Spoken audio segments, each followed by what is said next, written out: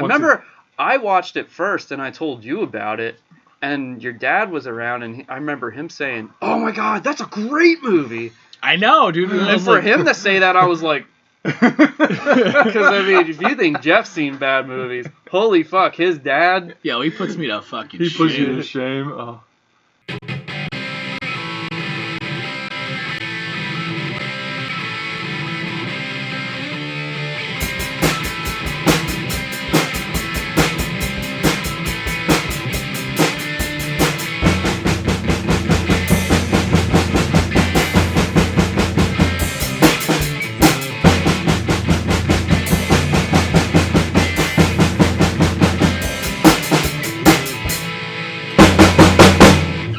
Hey everybody, welcome back to another episode of Film Asylum. We are your hosts, Colin Peters here. Here's Johnny. Fucking Christ, John. I hate you so fucking much. I saw that stupid look on your goddamn face. I felt it was necessary because I can't do Jack Nicholson justice unless I have him introduce, for me, here's Johnny. I think I'm gonna fucking chase you with an axe later. That'll be the best Jack Nicholson impersonation today. But Jack Nicholson said it best. Here's John Rochetter. Fuck it. Fuck this. I'm fucking leaving it up. Get back, man. Oh boy. We're already off to a rough start. Rough start. We're off to an amazing start. Dude, this is an exciting episode. We actually got a request about doing an episode about this from a friend and listener, Justin Kime. He made a good point and said, I think it would be really beneficial if you guys do a comparison episode, which I guess is what we're kind of calling this, because we're talking about an original and a sequel that came out, you said, John, 39 to 40 years later? Yeah. Which is, like, how often do they do that? I'd say even the book was 40 years later, so it took in, even both the movie and the books took in that 40-year gap. It's true. Because I remember reading Dr. Sleep. I think it was, I didn't read it exactly when it came out. I think I read it a year after it came out. So I think it was 2015 when I had read Dr. Sleep. And if there was ever going to be a sequel to any of Stephen King's books, I'm glad it was The Shining. Because a lot of us were curious, what happened to Danny Torrance? What happened to Wendy Torrance? And a lot of us were curious. And this book did a great job at exploring what the powers and the limitations were of having the gift, The Shining. And it also expanded the already universe that was there in The Shining. So it showed more was happening than really there. I guess we'd have to wait on that, like to start explaining the comparison between movie and book until we actually get to that movie. Yes. We should probably start with The Shining first, because that's the one that started it all 40 years ago. Yeah, so for all the listeners out there, if you couldn't justify what we're talking about, we're going to be talking about Stanley Kubrick's The Original Shining, and the 2019 Dr. Sleep, which is the sequel to The Shining. And like you guys had said, it was actually started off as a book. I mean, The Shining was a book by Stephen King, and then Stephen King did the book Dr. Sleep, which is the official sequel to The Shining. And I think it was his first sequel to his books that he ever wrote. I mean, I know there's the Dark Tower series, but that's more episodic. But I don't think he ever wrote a sequel to one of his original books until it was Dr. Sleep. So that got a lot of fans curious. I honestly never read The Shining or Dr. Sleep. I actually never read any Stephen King book. Really? Yeah, I mean, I'm aware of them. I know a few, so I'll take your word on it about the sequels. And it's not that I have a thing against Stephen King. I just really haven't had any interest of like reading his stuff. And that's fine. I mean, I've read about his stuff and I've said, okay, that sounds interesting. I know that there was some serious contention with Stephen King and Stanley Kubrick when it came to the making of the original Shining. Oh yeah. They said that Stephen King absolutely hated the original Shining because it was nothing like his book, and I know some book aficionados even said, yeah, it definitely is not like his book, but there is so much in the book that it almost couldn't be in the movie.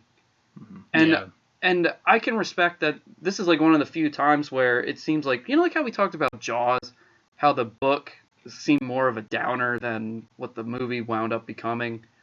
It seems like that's not the case with The Shining. It seems like you have your set characters, you're familiar with them, but the movie tells a certain story with the film version of it, and the story tells a different one in the book.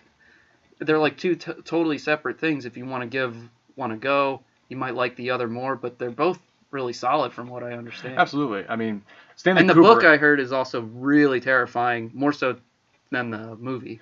Well, that's what I'm actually going to debate you on, because I remember reading The Shining. I did like it, but it wasn't one of those books that kept me up at night. For me, that was Pet Sematary. That was a book that was incredibly unsettling to me. And I read that I think 5 years ago. And it was the book that Stephen King famously said that he had a hard time finishing because of how terrifying it was. Not just with dead kids, dead animals, having a sister that had, I don't want to say scoliosis, but basically had a very deformed spinal column. And it made for an unsettling story element in the book. But the book itself, while I did like it, it didn't keep me up at night. And this is a case where I think the movie is a lot scarier and actually better than the book. So I actually side with Stanley Kubrick more in the making of The Shining and what he brought to screen. I know, yes, a lot of people said it's not like the book. And then there was that 3-part miniseries that came out on television that is definitely more faithful to the book, but the quality just isn't there. Yeah, it's like kind of watered down a little bit too. Indeed. It's sci-fi, come on. Yeah, pretty much. I just remember it looked bad.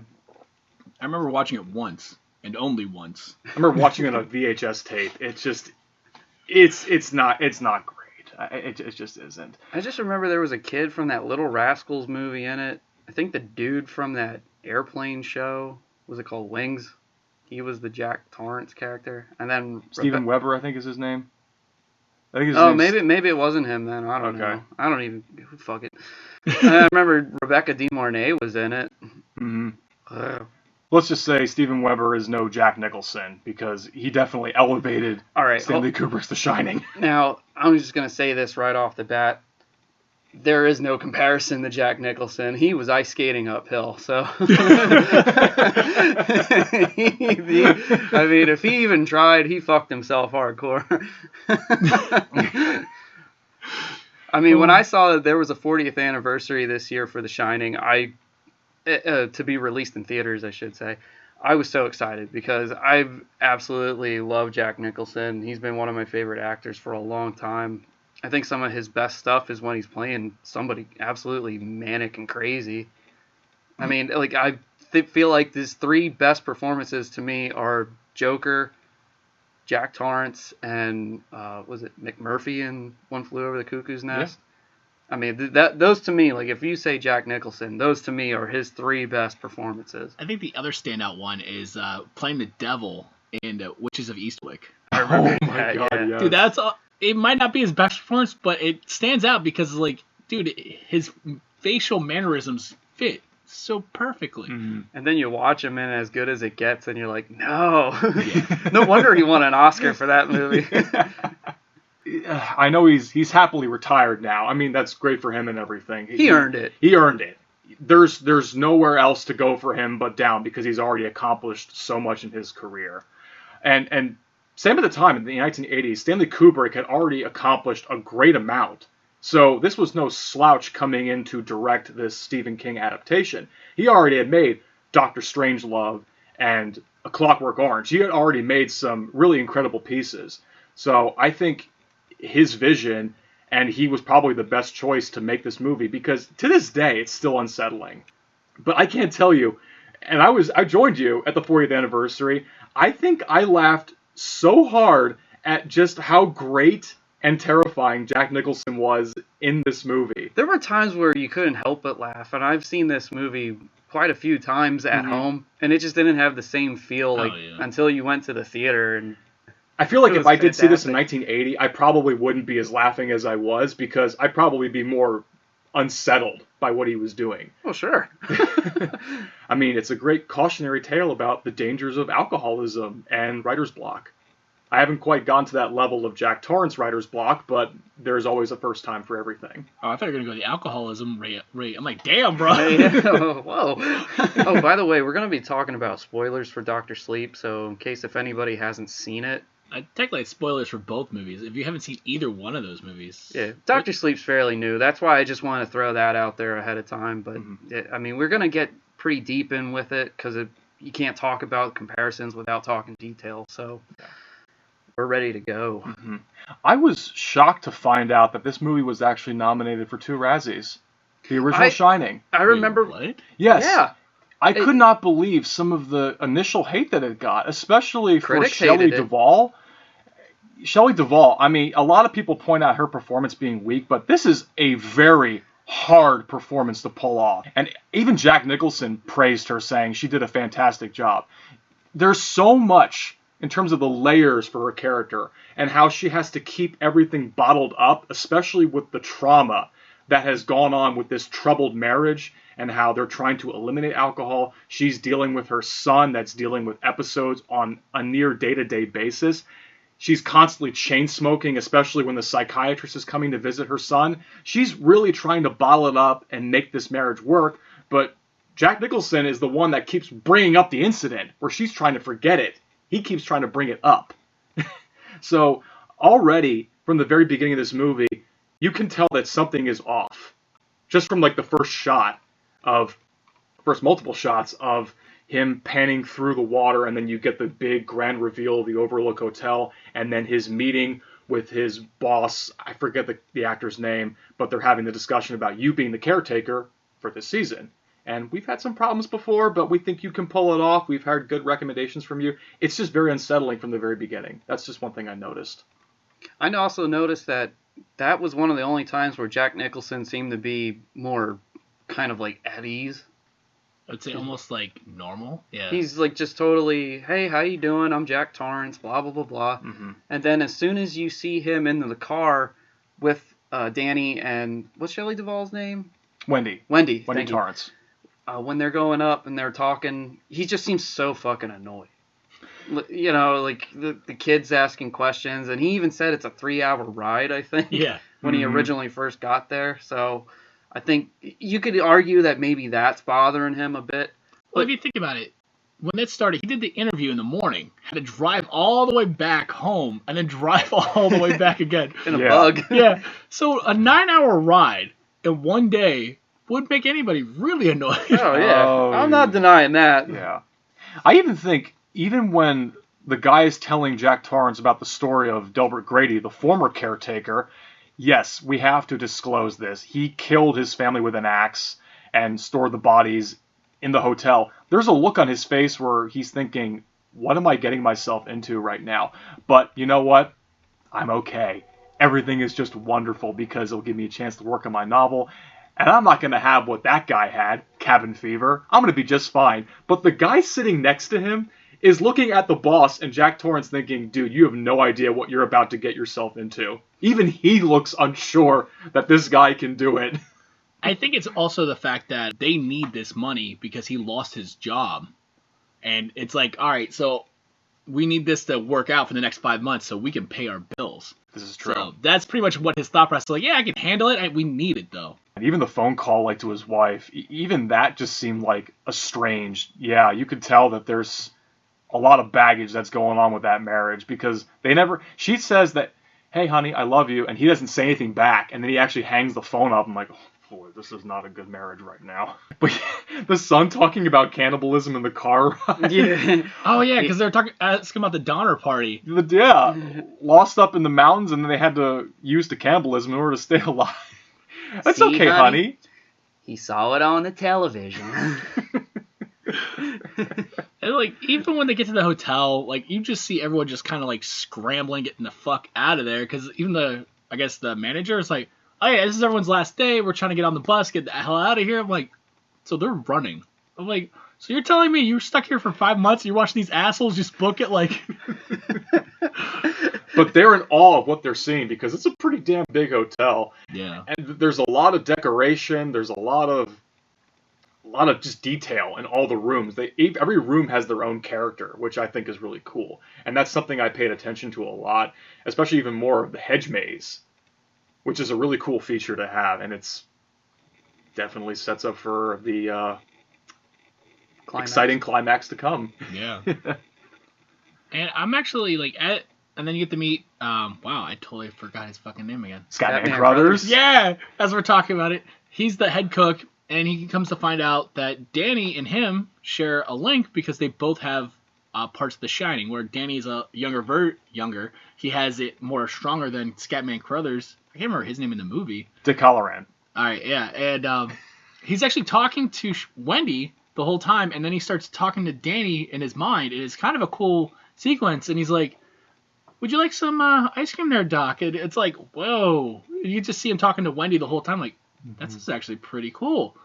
I love how the music just kind of like gets this ear-splitting sound, and then you hear that faint, subtle heartbeat, which in itself is a character throughout the whole movie. You just hear the sudden heartbeat. It's very faint.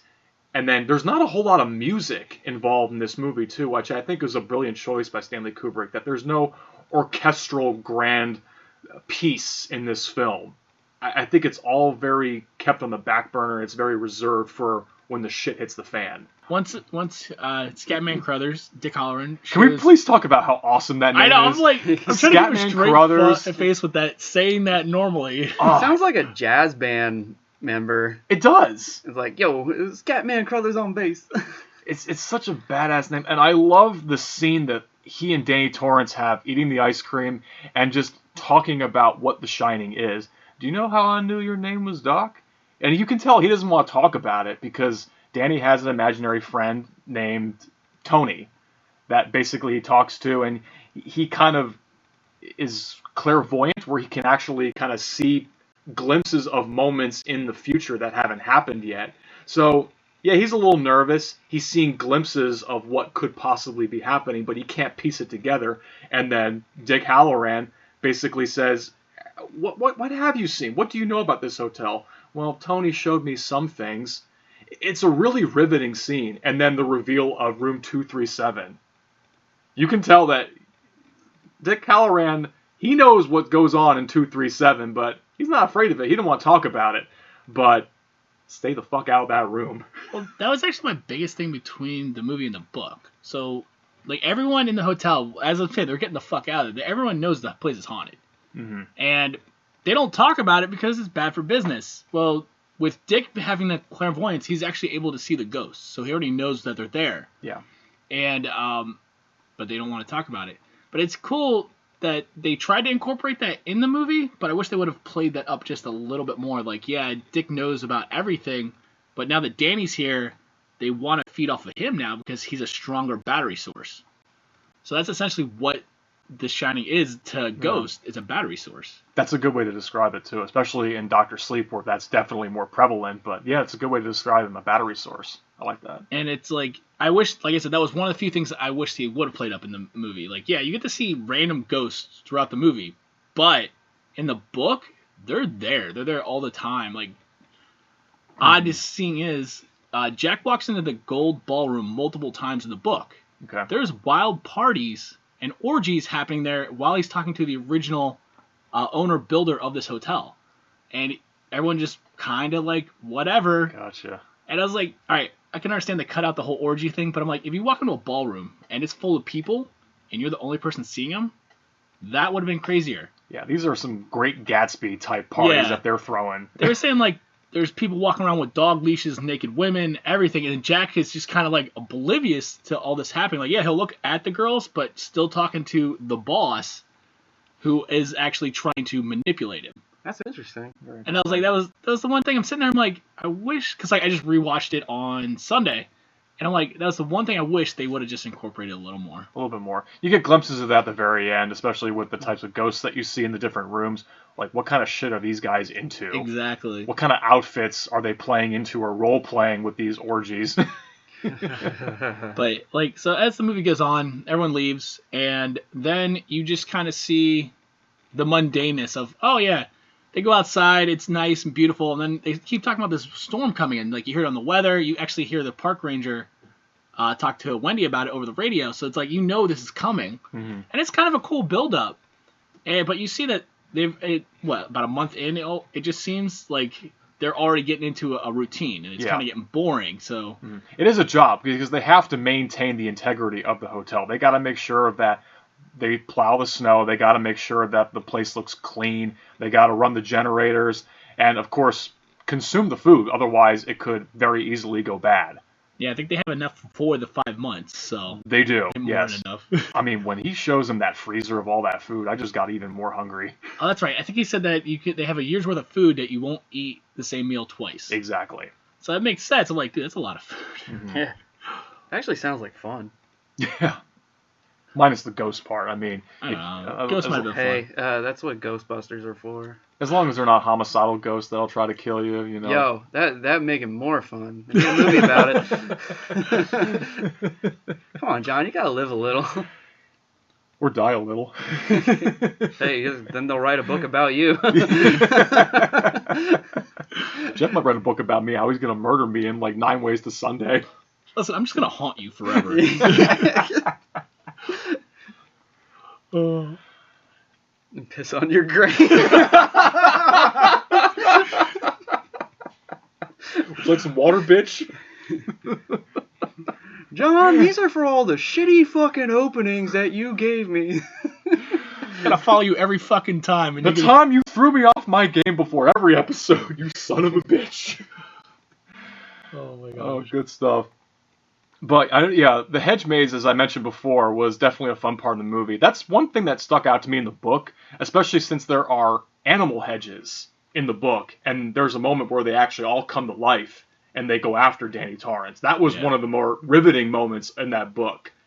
And I would like to see how they maybe could have pulled that off in the movie, but I understand them not having it. Oh yeah, like doing practical effects and not having CGI effects. Like you have giant lions and griffins and I stuff know. coming at you. It probably would have looked stupid, and they probably didn't have the technology to even do it back then. So I'm glad that they kept the practicality and the makeup, all that good stuff. I also love the fact that they actually show Danny and Wendy doing it before the snow shows up, going through the hedge maze, and it's a very beautifully well kept maze. And and then when they finally get to the center, there's actually a really cool shot of Jack kind of getting bored from writing, as I'm doing the typewriter fingers. He's standing over a model of the maze itself, and he's just looking down at it. And then it kind of pans over, and it shows the middle of the maze where Wendy and Danny are at. And You get that slow overhead zoom shot right down on top of he's them. just watching them, and I'm like, yo, that's actually a really cool shot. I never even like paid attention to it at first until then. I'm like looking at it, I'm like, wow, that's a really cool shot they did right there. It's amazing. I can't believe this movie was nominated for Razzies because there is so much greatness in this film. I think even Kubrick was nominated for Worst Director for the time. That is some bullshit right there. Well, I gotta admit, when I first saw this movie, it didn't strike me as a classic at first. It actually grew on me. Yeah. I mean, unfortunately, I didn't really know much about it. I remember growing up seeing that shitty version advertised. I never saw it, but I knew of the title. I had an idea what was going on, but it wasn't until getting into horror I heard about this movie called The Shining, and then I saw we used to have like Best Buy flyers that would come in the newspaper, and I would see the Kubrick movie advertised, and I was like, who the heck's this? The cover of Jack Nicholson when he puts his face in the door and does the Here's Johnny, and my dad was the one who said, oh, that's Nicholson. He was in the movie The Shining. And I was like, oh, there was another one before the shitty one? A much better one. And he said, yeah, it's pretty solid. And then later on I was able to see it, and I think I actually saw it on TV at first. Because really, even though it's rated R, it still could be a decent TV movie. It's not like they have to edit a whole bunch out to be censored. I think a little bit of the nudity. They'd have to edit out the dead woman in the tub and everything. Yeah. Whoa! Now you're jumping ahead. I didn't say where she was. Almost there. I didn't say what room she was in. I may have hinted at it, but you know. Honestly, I think the first time I got introduced to the movie was watching, was it Tornado with Bill Pullman? Twister. Same difference. They're tornadoes. Yeah, the fact that they're in the drive-in and it's coming through and you're seeing The Shining happening as his face pops through, the screen gets ripped up. I remember watching that movie with my dad, and he's like, I go, what's that movie? He goes, that's The Shining. I go, is it good? He's like, yeah. What are you talking about? Of course it's good. Good? It's fucking great. Yeah. But yeah, I mean, I felt like it grew on me for sure. Originally, I actually thought the ending was a bit of a downer. I watched it and I said, that's it. Yeah. It's a very polarizing ending because I know film students have studied the shit out of that ending.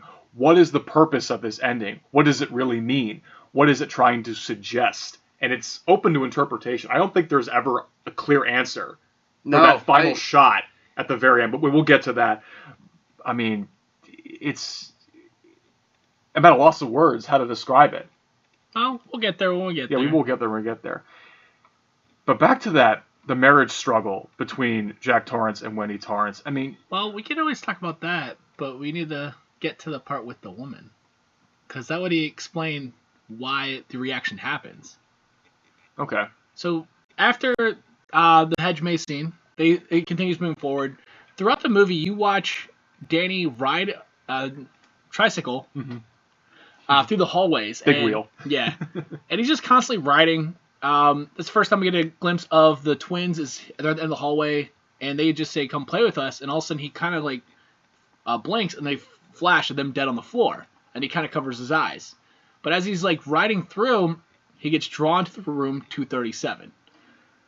In the book, it's 217. I don't know, whatever Kubrick was like, fuck it, 237 it is now. Probably between the argument between him and Stephen King, like, well, you don't like this version, I'm going to make it 237. Yeah. Well, there's a slight rumor going around that Kubrick apparently was involved with filming the moon landing, and that's why Danny was also wearing a NASA shirt. He was. Honestly, I want that sweater. And this was kind of like Kubrick's way of like putting little hints and stuff in that he had something to do with it, and they're thinking that the studio that they filmed the moon landing in was room 237, which was why they also said don't go in that room in that movie. Interesting. Okay. I didn't know that. Well, I don't know if it's true, but that's one of the most interesting stories I've heard. Tidbit, I guess it would be speculation would be the best way to explain it. Yes. Yeah. Or conspiracy theory. Wasn't there a documentary called Room 237? Yeah, that's where I heard That's where you heard it from. That's why it had to be from that. Yeah, I never saw it, but I heard it was interesting. By the way, Room 237, the documentary, it's not the greatest documentary. I mean, there's some things in there. Like, they talked about the rivalry. They talked about the rivalry between Kubrick and King with the book versus the movie.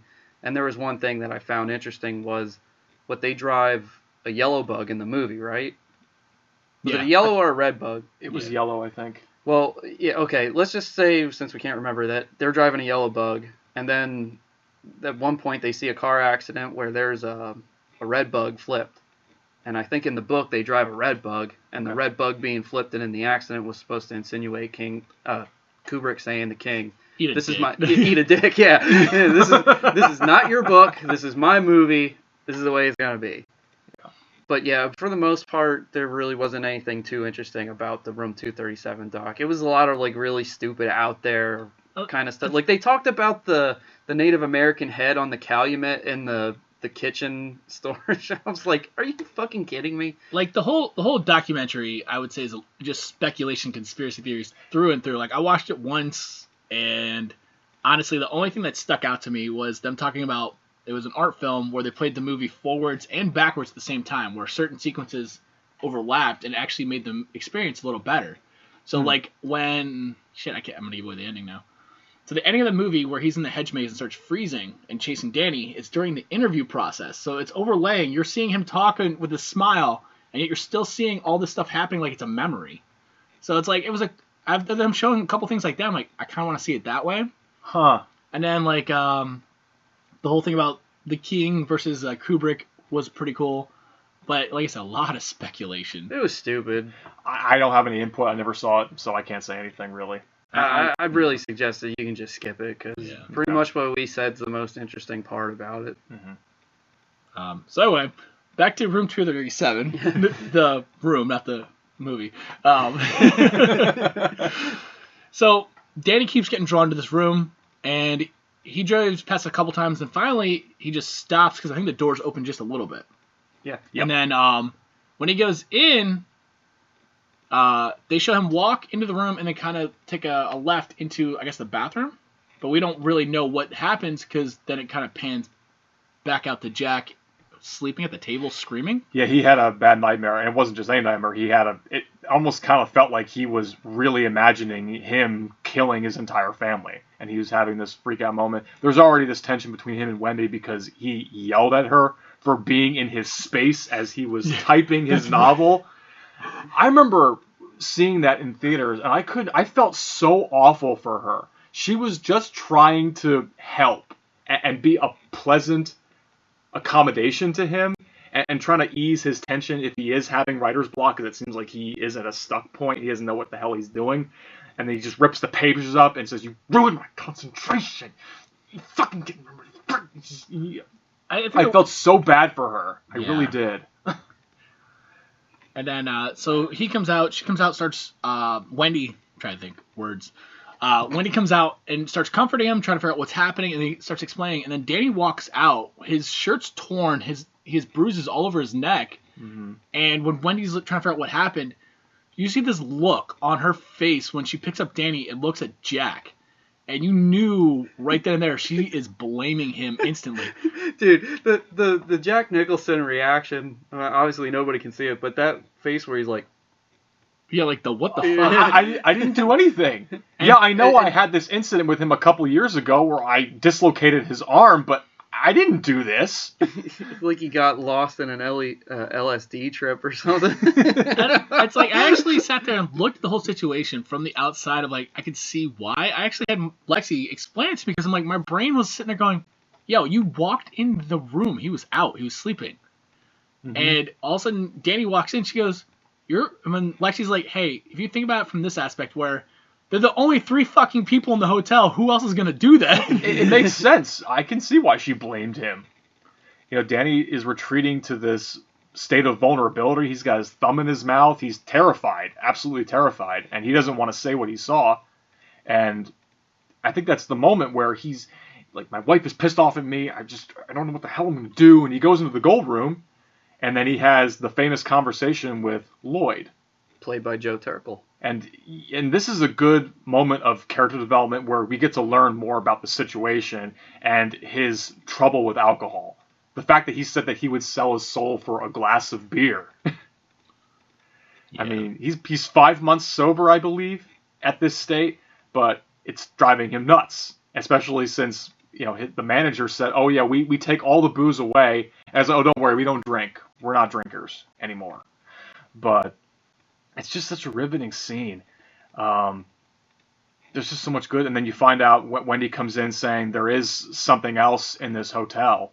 There is some. I'm wondering when he's talking to her if he actually thinks he's drunk, or he looks like, because he looks like he's been drinking when he talks to her. He's saying, "Are you out of your fucking mind?" He looks like he's been having a few, even though there's nothing in front of him. And if you look at his eyes, they're all glassy too, so it looks like he was drinking. Right. And Nicholson played it off perfectly, and then he's like, "Oh, dude, fuck it. I'm going to go and look." Nicholson's flawless in this movie. He really is. Because Wendy comes in after he has the whole conversation with Lloyd, selling his soul, and she said, "Well, Danny said there's a woman in room 237 that did this to him." And then that's when we get that look where he's like, "What the fuck are you talking about?" So now he has to go investigate this shit. He gets in there, and I'm like, all right, what the fuck is this? You see a hand kind of pop around the shower curtain and pull back, and this is the first time you actually get to see a ghost other than Lloyd. So you know, all right, so there's already shit happening. Yeah. So this naked woman gets out of the tub and walks over to Jack. He doesn't even say a fucking word. He just kisses her. And all of a sudden, as like the kiss is happening, she turns into a moldy old lady with rotting flesh. And I'm like, what the fuck? This is one of the more terrifying moments of the movie, especially when it kind of goes back a little bit where that was never her real form, this gorgeous woman. She was always that rotting corpse rising out of the tub, and it's cutting back and forth very well to Danny basically having an episode, shaking and convulsing and drooling out of his mouth as Jack's trying to get the fuck out of there. And this old woman's laugh just pierces your soul. She just wants to come after him. "Don't you find me beautiful? No, no." But what happens next actually blew my mind even more, because he walks back into their apartment, and she's like, "Well, was there anybody?" He goes, "Absolutely not." Like, he's like, "Fuck this, I'm not even going to talk about what just happened." I was like, wait, so you're telling me that you just made out with a rotting corpse, and your first reaction is to deny that this woman choked out your kid? Fuck that, man. He doesn't have. We gotta get the fuck out of here. Yeah, I was like, get that fucking snowcat. Let's get the fuck out of here. I'll work at a factory. I don't care. I'll do whatever. Let's get the fuck out of here. You want to just pack up and leave? You just want to do that? And then he throws it right back at her in this bed scene, saying it basically comes back to him being a failure, saying, I don't want to admit that I'm a failure right now. And you are not going to stop me from fulfilling my duty. And I think I can see why he gets angry at her, because he probably views himself as a failure. He doesn't want to admit that there's something wrong in this hotel because he wants to finish something. He wants to finish something that he started. And he can't do that if he's running away from his problems, even though what he's seeing is some totally fucked up shit. Not to mention his son's trying to commune with a guy down in Florida, Dick Halloran. It's done very well. And just, oh man, it's some great storytelling. And I like I said, I keep coming back to this. I feel so bad for Shelley Duvall. I feel so incredibly awful for this character / actress, and what the hell, she's just trying to maintain some level of sanity, but she can't because her husband is shoving it right down her throat. And that, so then, oh my Man. God. I'm sorry, I'm still thinking about, like, let's get the fuck out of here. But that was another big thing about the book and the movie that I wish they would have played up a little bit more. Like, over the course of, let's say, it makes it seem like a week, he actually loses his fucking mind. Where in the book, ever since they got into the hotel, it was a gradual, like, little nudge. So, like, he was having the nightmares. Like, it would pretty much be like, in his nightmares, he kept hearing whisper, kill your wife. She's no good for you. She's just going to keep holding you back. So it was like little nudges. And gradually, over the course of that first month, you keep hearing that. He'd wake up and have nightmares, like, look at her, contemplating just killing her.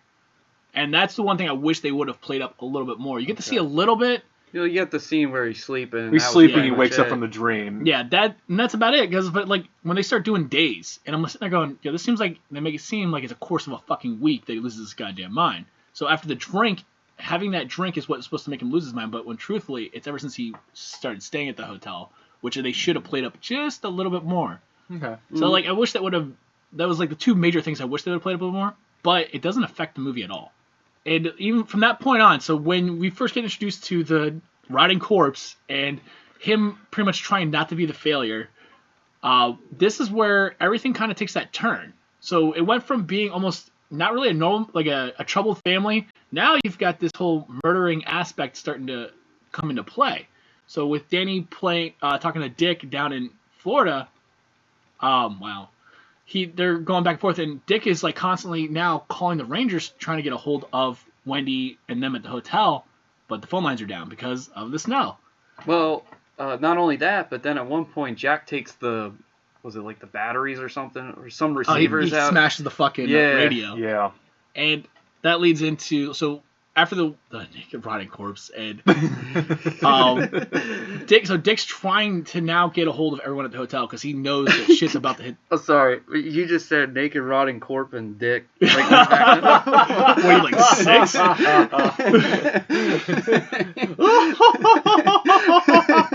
Thanks, Jeff.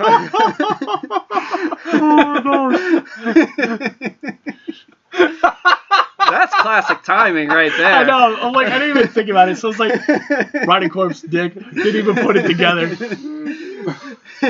So he's trying to get to Colorado and get to the hotel. But and the whole story with Jack losing his goddamn mind is already in play.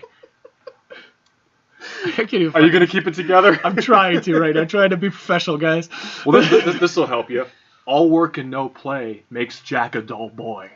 How do you like it? Oh my gosh. All right, I think I got it back together now. So as we got these two storylines now starting to come into play. Fuck you both. I hate you. I think you may have broken Jeff. Fucking rotting corpse and Dick. I can't even get that out of my head. I hate you so much right now. And then you just said, now we come into play. Yeah. Oh, come on, man. Dude, you're rolling today. This really is your favorite movie. Whether you mean it or not, it's just falling into place. Oh my god. I don't think this is happening, guys. Alright. I think we got this now. Alright. We get the giggles. It's happening. But, fuck, man.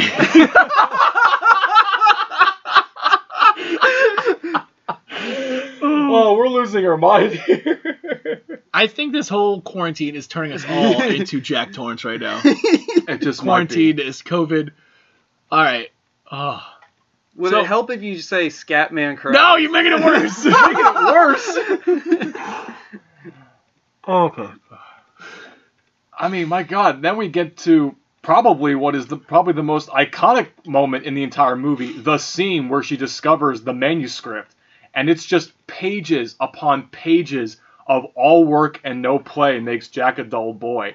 The music is kicking in very so subtly, and I just love that panning shot where you see the point of view of Jack Torrance, or you think it's him, but then he just comes into camera. How do you like it? And she's holding the baseball bat because at this point she's fearing for her life right now. She doesn't know what her husband's capable of. And you just get that moment. What are you doing down here? I just can't put this into words unless you actually see the scene, the back and forth between his wife being hysterical and just wanting to get the hell out of there, and he just wants to stay and continuing to write his repetitive novel that means nothing right now. He's written nothing, even since the very beginning. I just wonder how long it took him to write all that shit. Well, you jumped the gun a little bit, because there was a key point that set him off over the edge, is he goes back to the gold ballroom at one point again. Yes. The party's going on. That's where we see all the other ghosts with the party and everything, and he gets bumped into by a waiter, and he spills some orange juice or something on him. It's a mixed cocktail or whatever. Yeah. So he takes him back to the bathroom and cleans him off, and Jack's talking to him, and then he finds out that that's Delbert Grady, the original caretaker that was there before him.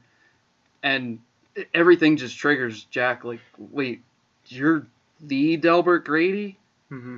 Yeah, doesn't he keep going, you look familiar? And he's like, no, I'm just a waiter, or like, Because it leads to the idea, and this is something that's maybe touched upon a little bit more in Dr. Sleep, but now I'm kind of putting it together where when you die in this hotel, it's almost like you lose your identity. You just become part of the hotel like everybody else. You have a name, but everybody kind of shares a dead-end occupation where, yeah, maybe I was the caretaker, but not anymore. I'm just like everybody else in this hotel. It's you who are the caretaker because you're the one that's currently alive right now. You're the one that's keeping us alive right now. We have no identity. That's just what this scene is kind of telling me, and that really threw me off, because why isn't Delbert Grady acknowledging that he was the caretaker? But because he's dead, maybe he doesn't have any recollection of what he used to be. He's just like everybody else at this hotel. But he does tell Jack about how he corrected his wife and daughters. Right. And that's what kind of plants the seed more in, besides Jack having the dream, to just not be afraid to go all out. I corrected them, sir. Rolling that R. Also, one thing I noticed, in the ballroom, it's very 1920s-esque, especially with all the outfits and the decorations, but the bathroom kind of looked like it was very modern day.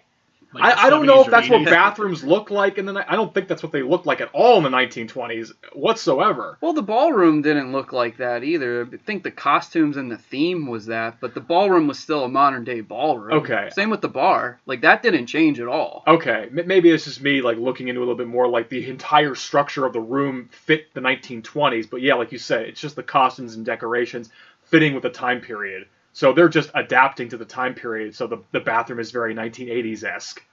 And then after he says you gotta correct your wife, that's when we go to the scene where Wendy discovers that Jack hasn't typed a goddamn thing for months. We also get the hint of what the hell red rum means. Danny keeps saying it. In fact, it's one of the more, maybe not recognized scenes, but the fact that Danny's basically saying that Danny's gone away. he's not mentally there. Tony is basically taking over his physical body. And his mother has no idea what the hell is going on. All she can do is console him, but he's not hugging her back. So, yeah, this is just... If the evidence wasn't clear enough to get the fuck out of there, I don't know what the hell else could be present to tell this family to get the fuck out of there. At least the two of them. But yeah, that scene where she's holding the baseball bat. Wendy, stop swinging the bat.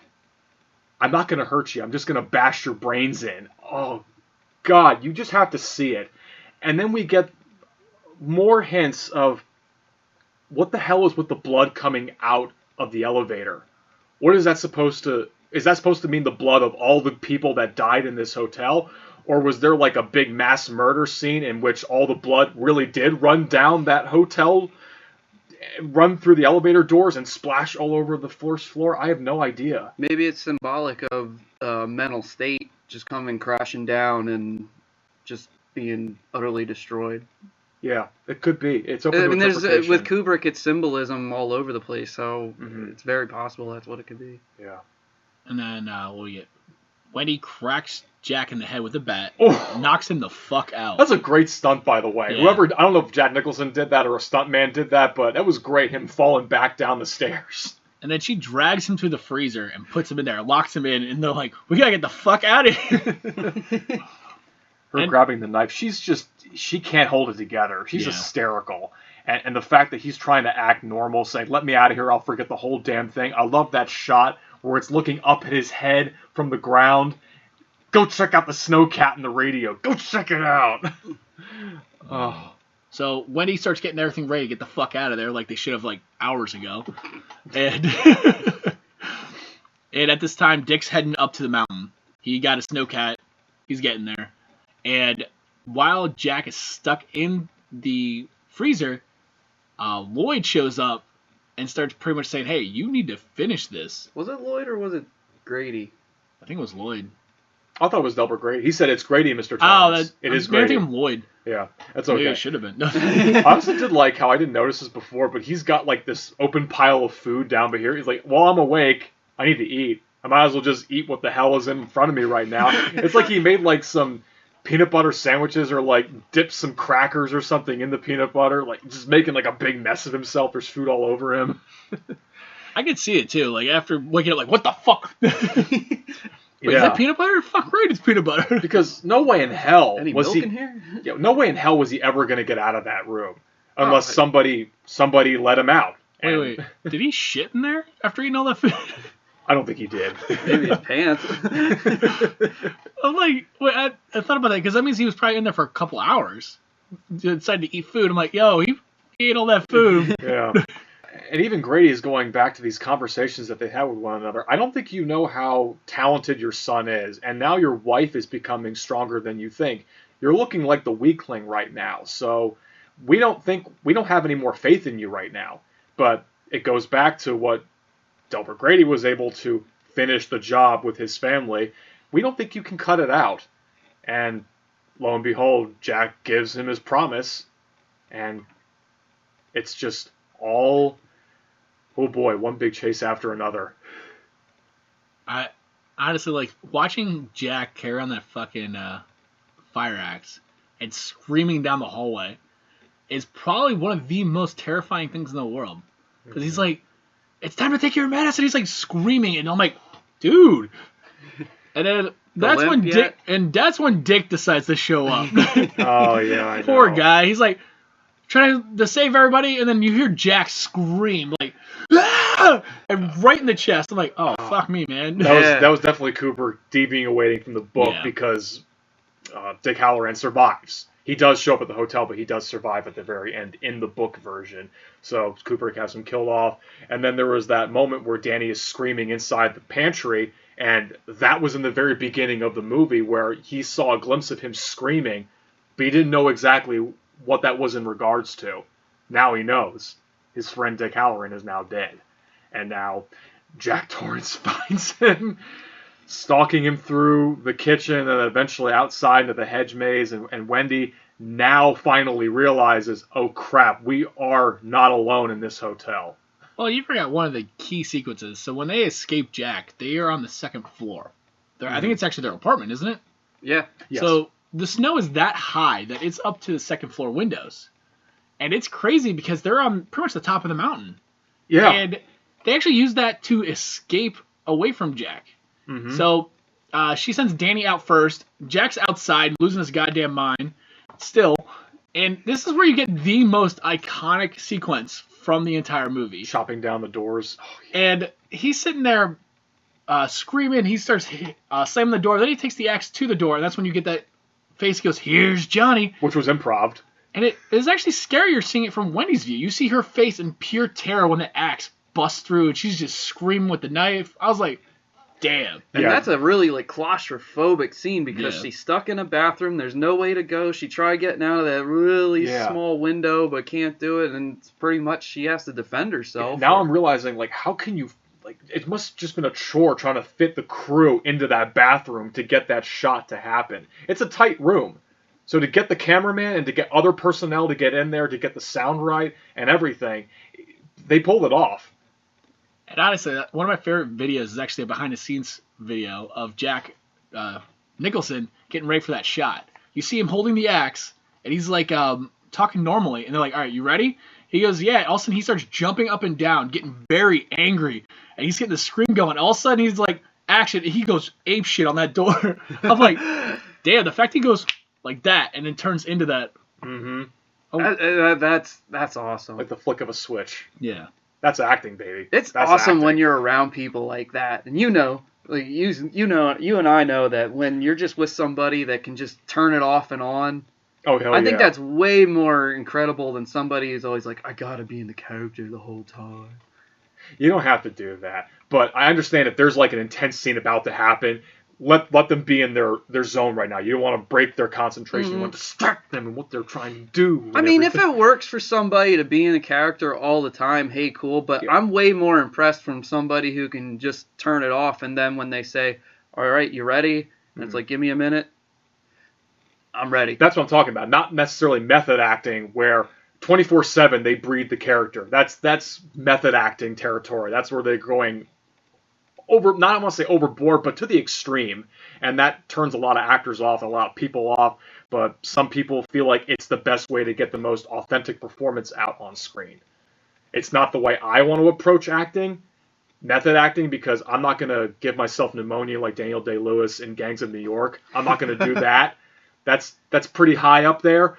But if there's an intense scene, just give me a few minutes, and then when you say action, I'll get into it. I find like directing people like that is also a little easier because they kind of like the Donald Pleasance thing where at the end of Halloween he said, I could do this two ways. I can go, oh shit, he's gone, or I knew this was going to happen. When you talk to a method actor, it's kind of, they just kind of like pre-plan everything, or, you know, it's just pre-programmed, I guess. In a Carpenter way. said, show me both. Yeah. Give me both of those.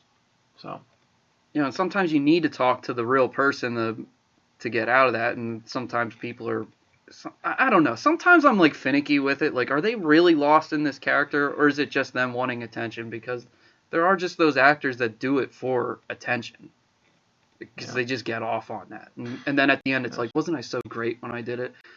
And me, I'm like, well, you're more of a pain in the ass.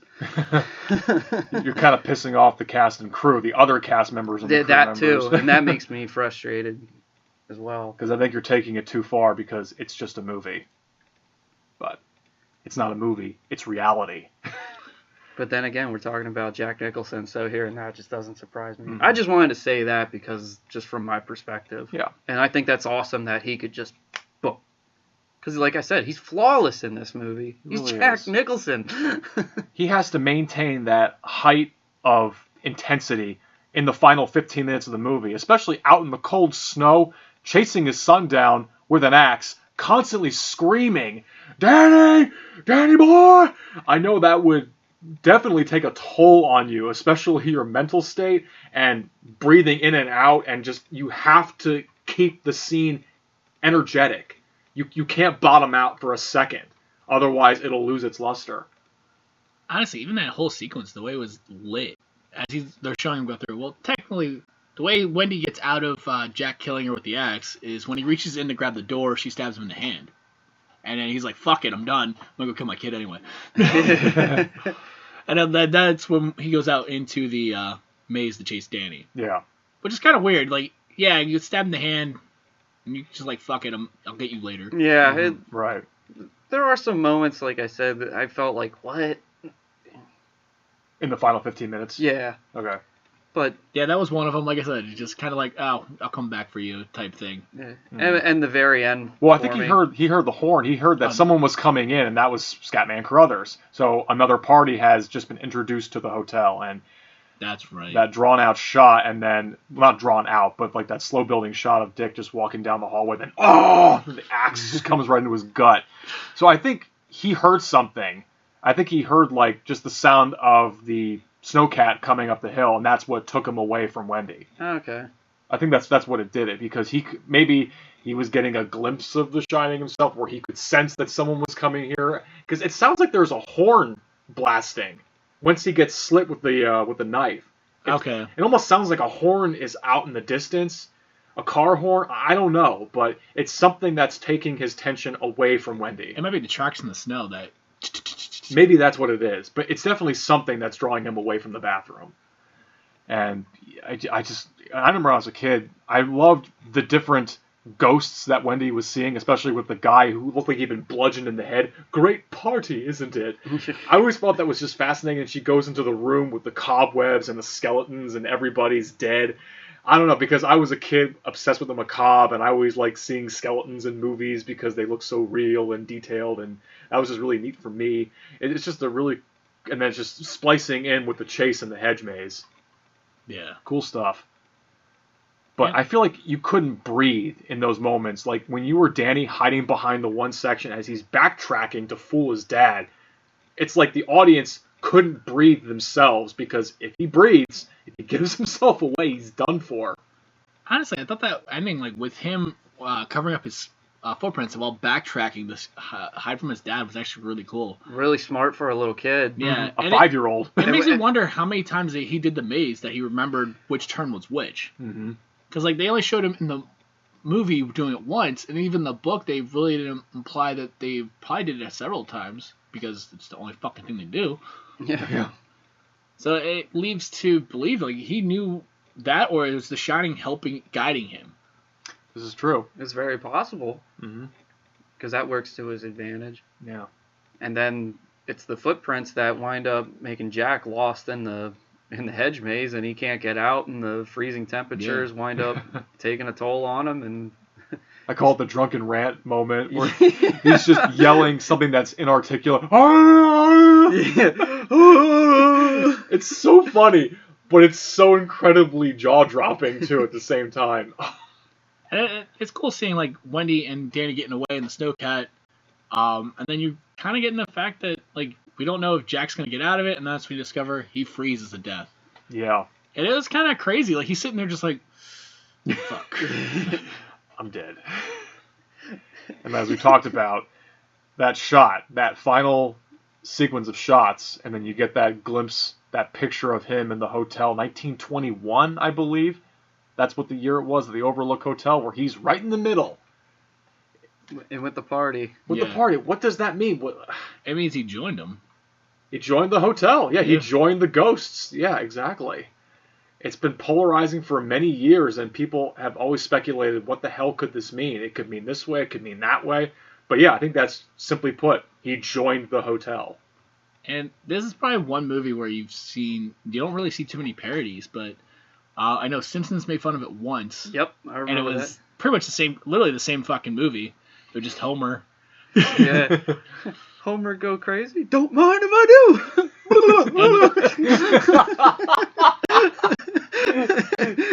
Because he didn't have any TV.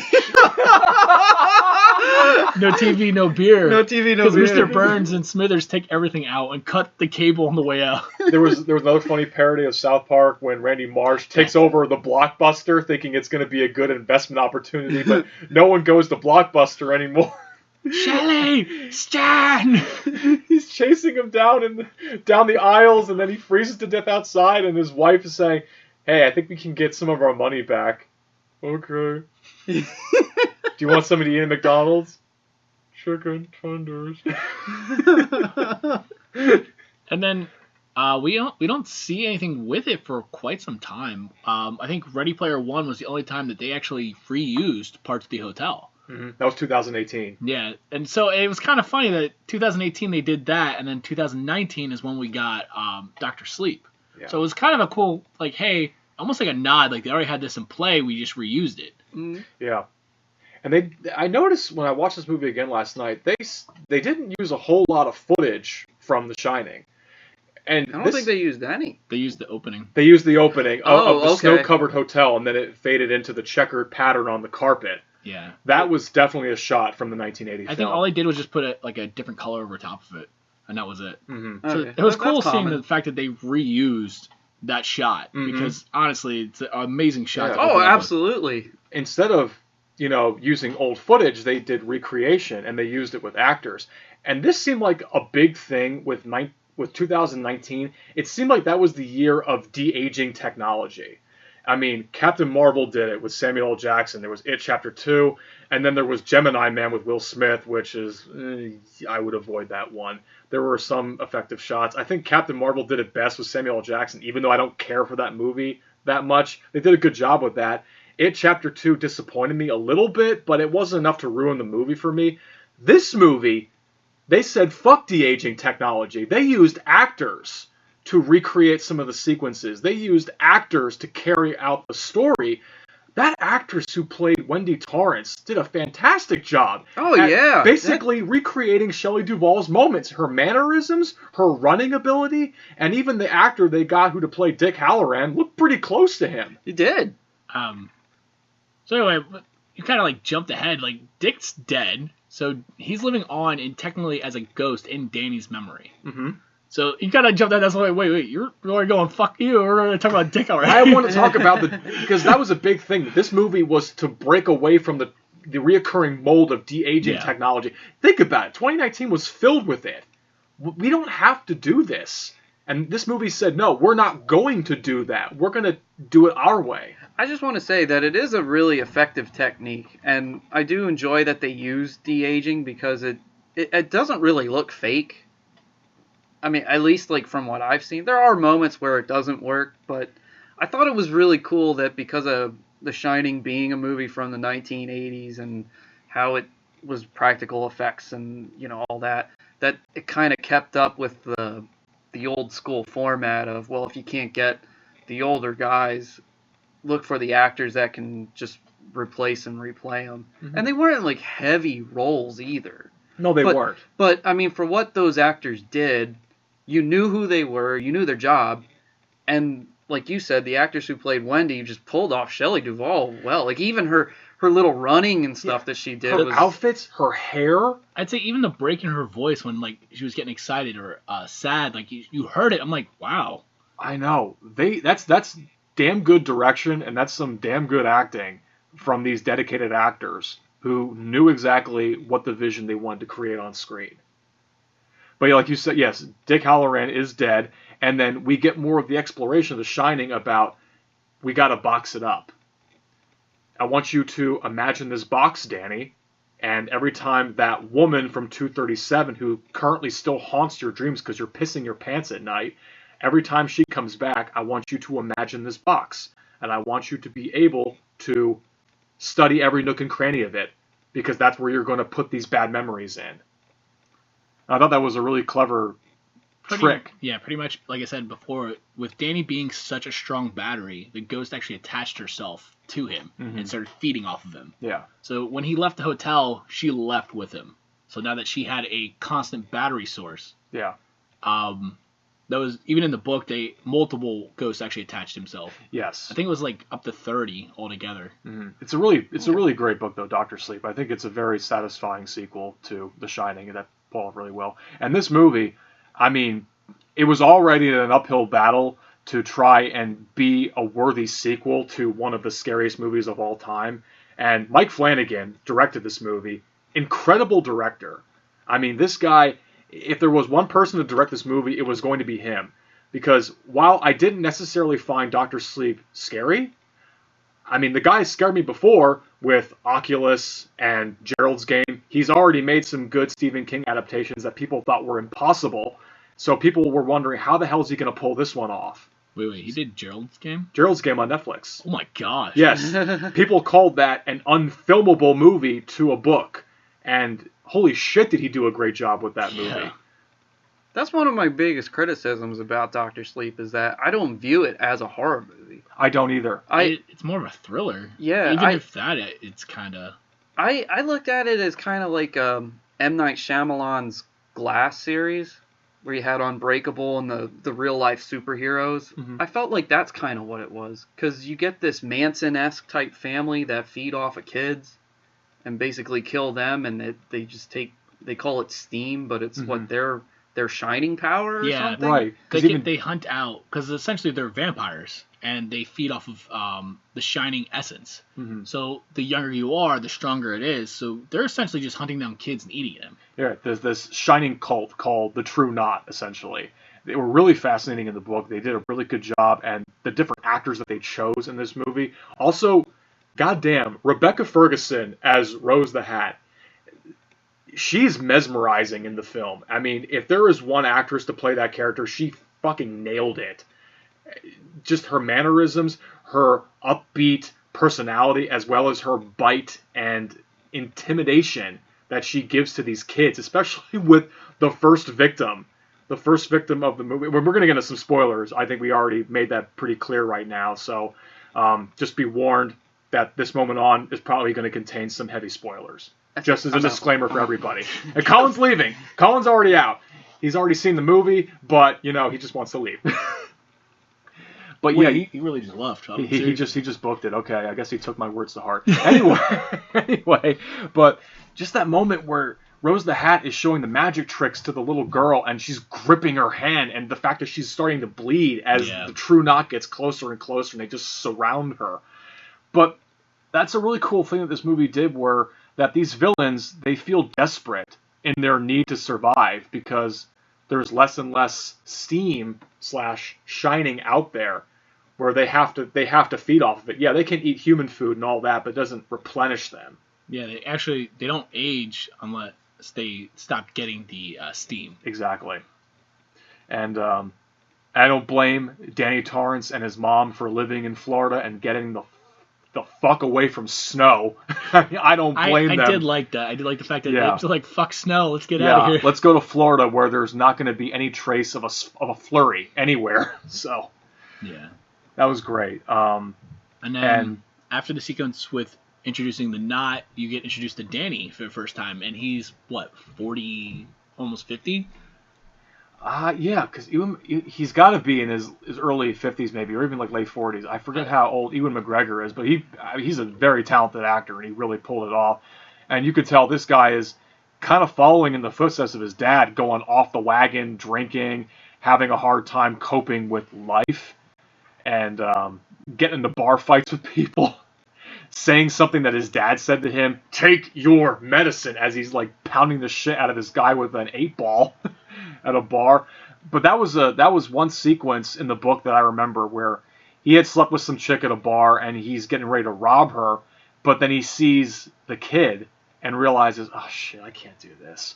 In the book, I think the child was much older, and he actually had a conversation with the child where they were going back and forth as he had the money and he didn't want to have the kid see that he had the money. So they actually ended up having a small conversation with one another as the mom is passed out in the bed. I thought that would have been pretty cool if the child was a little bit older, if they got that more like the book or so, but I was pretty much fine with what I got. It was very effective. Yeah, and I think both he ends up taking the money anyway because he needs it, because he spent it all on drugs and booze. Right, and then he's like, wait, I had money. Did she just take my money to spend it on the coke that we just did that night? And he's not doing so well. Yeah, he took to the alcohol to kind of suppress the shining, and it was effective, obviously, but it turned him into his father. Essentially, yeah. That was the one thing both movies I wish they would have played up more. Well, not played up more.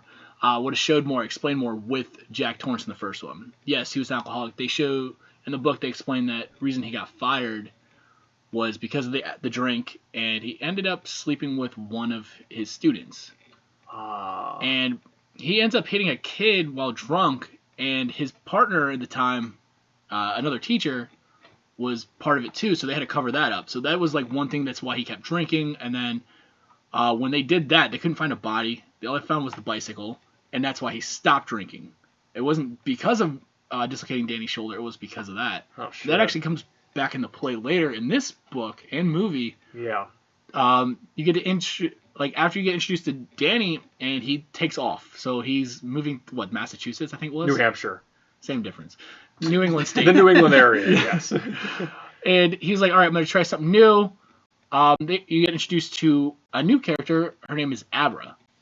And Kylie Curran, I think is her name. She was incredible. She was awesome. Yeah. Oh, she was great. I don't know what else she's been a part of, but this is the first movie where I got basically to see her on display. I've never seen her in anything else before this movie, but damn, she's got a bright career ahead of her. Oh, hell yeah, she does. I said the exact same thing when I watched that movie. Mm. And throughout, you get to see little glimpses of her growing up, so all the craziness that she causes because she is shining heavy. Right. She's like Danny, a battery. Yeah. This high power batteries. And I love the dynamic when she's at the birthday party, her birthday party, the magician showing her tricks, and she's saying, I can do that. I can one-up you. I can levitate spoons to the ceiling. I thought that was cool, and the parents are freaking out going, yo, you can't do this. And then just one moment, the spoons drop. I love the sound design where it just all crashes down onto the table. Okay, yeah, our daughter's not normal. You got to meet Danny again, and then you get to meet her almost at the same time. So when Danny decides to, I guess it's a halfway house almost. It's pretty much an apartment, and he ends up working for a guy that runs a train thing for the town. Right, Billy Freeman, played by Cliff Curtis, a veteran actor who's been around for years and years, a very, very talented actor. And he figures out that Danny's an alcoholic. He takes him to AA meetings. He actually cleans him up. Yeah. And then he vouches for him to get a room. And I think the first time those two, Abra and Danny, interact is actually through The Shining. I think all she has is, doesn't she say hello, or she writes on the hello? chalkboard inside the room. Also, can we talk about the fact that room is $85 a week? Can't all rooms like that be $85 a week? And the rent? God, I would love to pay that much. I thought that was actually one of the coolest sequences. He doesn't even know who the fuck she is. It's just they're connected. Right. And then as time goes on, Danny ends up working for, I guess, an old folks home. I guess that would be like a caretaker, almost like a caretaker. I never thought about at this hospital, and the patients call him Dr. Sleep because when they're about to pass, he goes in the room and talks with them and makes them feel comfortable so they can pass easy. He gives them the Shining, basically communes with them, and then they realize, okay, he's here to put me at ease, at peace. Well, didn't I don't know if this is a difference between the book or the movie, but didn't the first victim call him Doc at first, and that's what kind of triggered it? Yeah. Mm-hmm. And then he said, well, I'm not your doctor, and he goes, no, I know who you are, Doc. Yeah. And he goes, and you're here to put me to sleep. Yeah, and the steam came out of his mouth as he passed away. And then that's how Dr. Sleep came about. Yeah. At least in the movie. I don't know, is that how it happened in the book? Same concept. I think so. Because there was a cat actually at the old folks home, I keep calling it, that actually knew when people were going to die. So Danny would actually, when the first time it happened, the cat's kind of rubbing up against the door. He lets him in, and then I think he even said, "Oh, you're in the wrong." Oh no, that comes in later when he says, "Oh, you're in the wrong room or something." Yeah. Yeah. Okay. So it's kind of cool. Still seeing he's using it now. He's sober, he's clean, he's actually got a good job, but he's still friends with I can't remember his name now. Billy Freeman. Yeah, Billy Freeman. Still good friends with him. This is an 8-year jump. Yeah. It's an 8-year jump that takes place when he gets that ship at AA, and he has a heart-to-heart moment about his dad and basically how he saw a lot of his dad in himself, and almost like a moment of forgiveness where he forgives his dad. That's something that played at the very end of the book, and that's kind of what I wish the ending of the movie would have done, where in the book Danny basically forgave his dad and basically realizes that I have problems, but I'm getting better, but I understand what my dad was going through, and I just want to say I forgive you, Dad, even though he's not here. And that was in the book, and I kind of wish that was the ending of the movie, but okay, that's fine. Bruce Greenwood is another actor in the movie, and his office setup is exactly like the boss's office setup in The Shining. I think that was a nice nod too. I thought it was Definitely a nice nod. Absolutely. Like just the details of the room, the color of the walls, the shot setup, and that's another thing. Mike Flanagan does a good job at not only emulating Kubrick's style with the fade in and fade out transitions, as well as the standstill shots and then the slow dolly shots going in and out, but he also incorporates his techniques into some of the other scenes. It's a good balance. He does a good balance between what he does and then what Kubrick did, so that these movies mesh, so that they belong in the same universe. That was really neat. Which was nice. It actually showed that he took the time and effort to make this sequel join that universe. Yeah, that's another thing. This movie was not made for money. This was made for the fans, and this was made for horror thriller aficionados. I didn't feel like this was a movie that was thriving on the need for money to make millions upon millions of dollars so that they can make more Dr. Sleep movies or something. That just did not feel the vibe this movie was going in. And I appreciate that so much. Yeah, same here. Yeah. If you're going to have a follow-up to The Shining anyway, you can't make some garbage, cash cow. You really got to make it for real. Mm-hmm. And they did. Yeah. This was made for real. Good way to put it. And I like like I said, we were talking a little bit about the different characters of the True Knot. I love the addition of Snakebite Andy in the book. She has this great talent where she basically can get into people's heads and tell them what they want to do.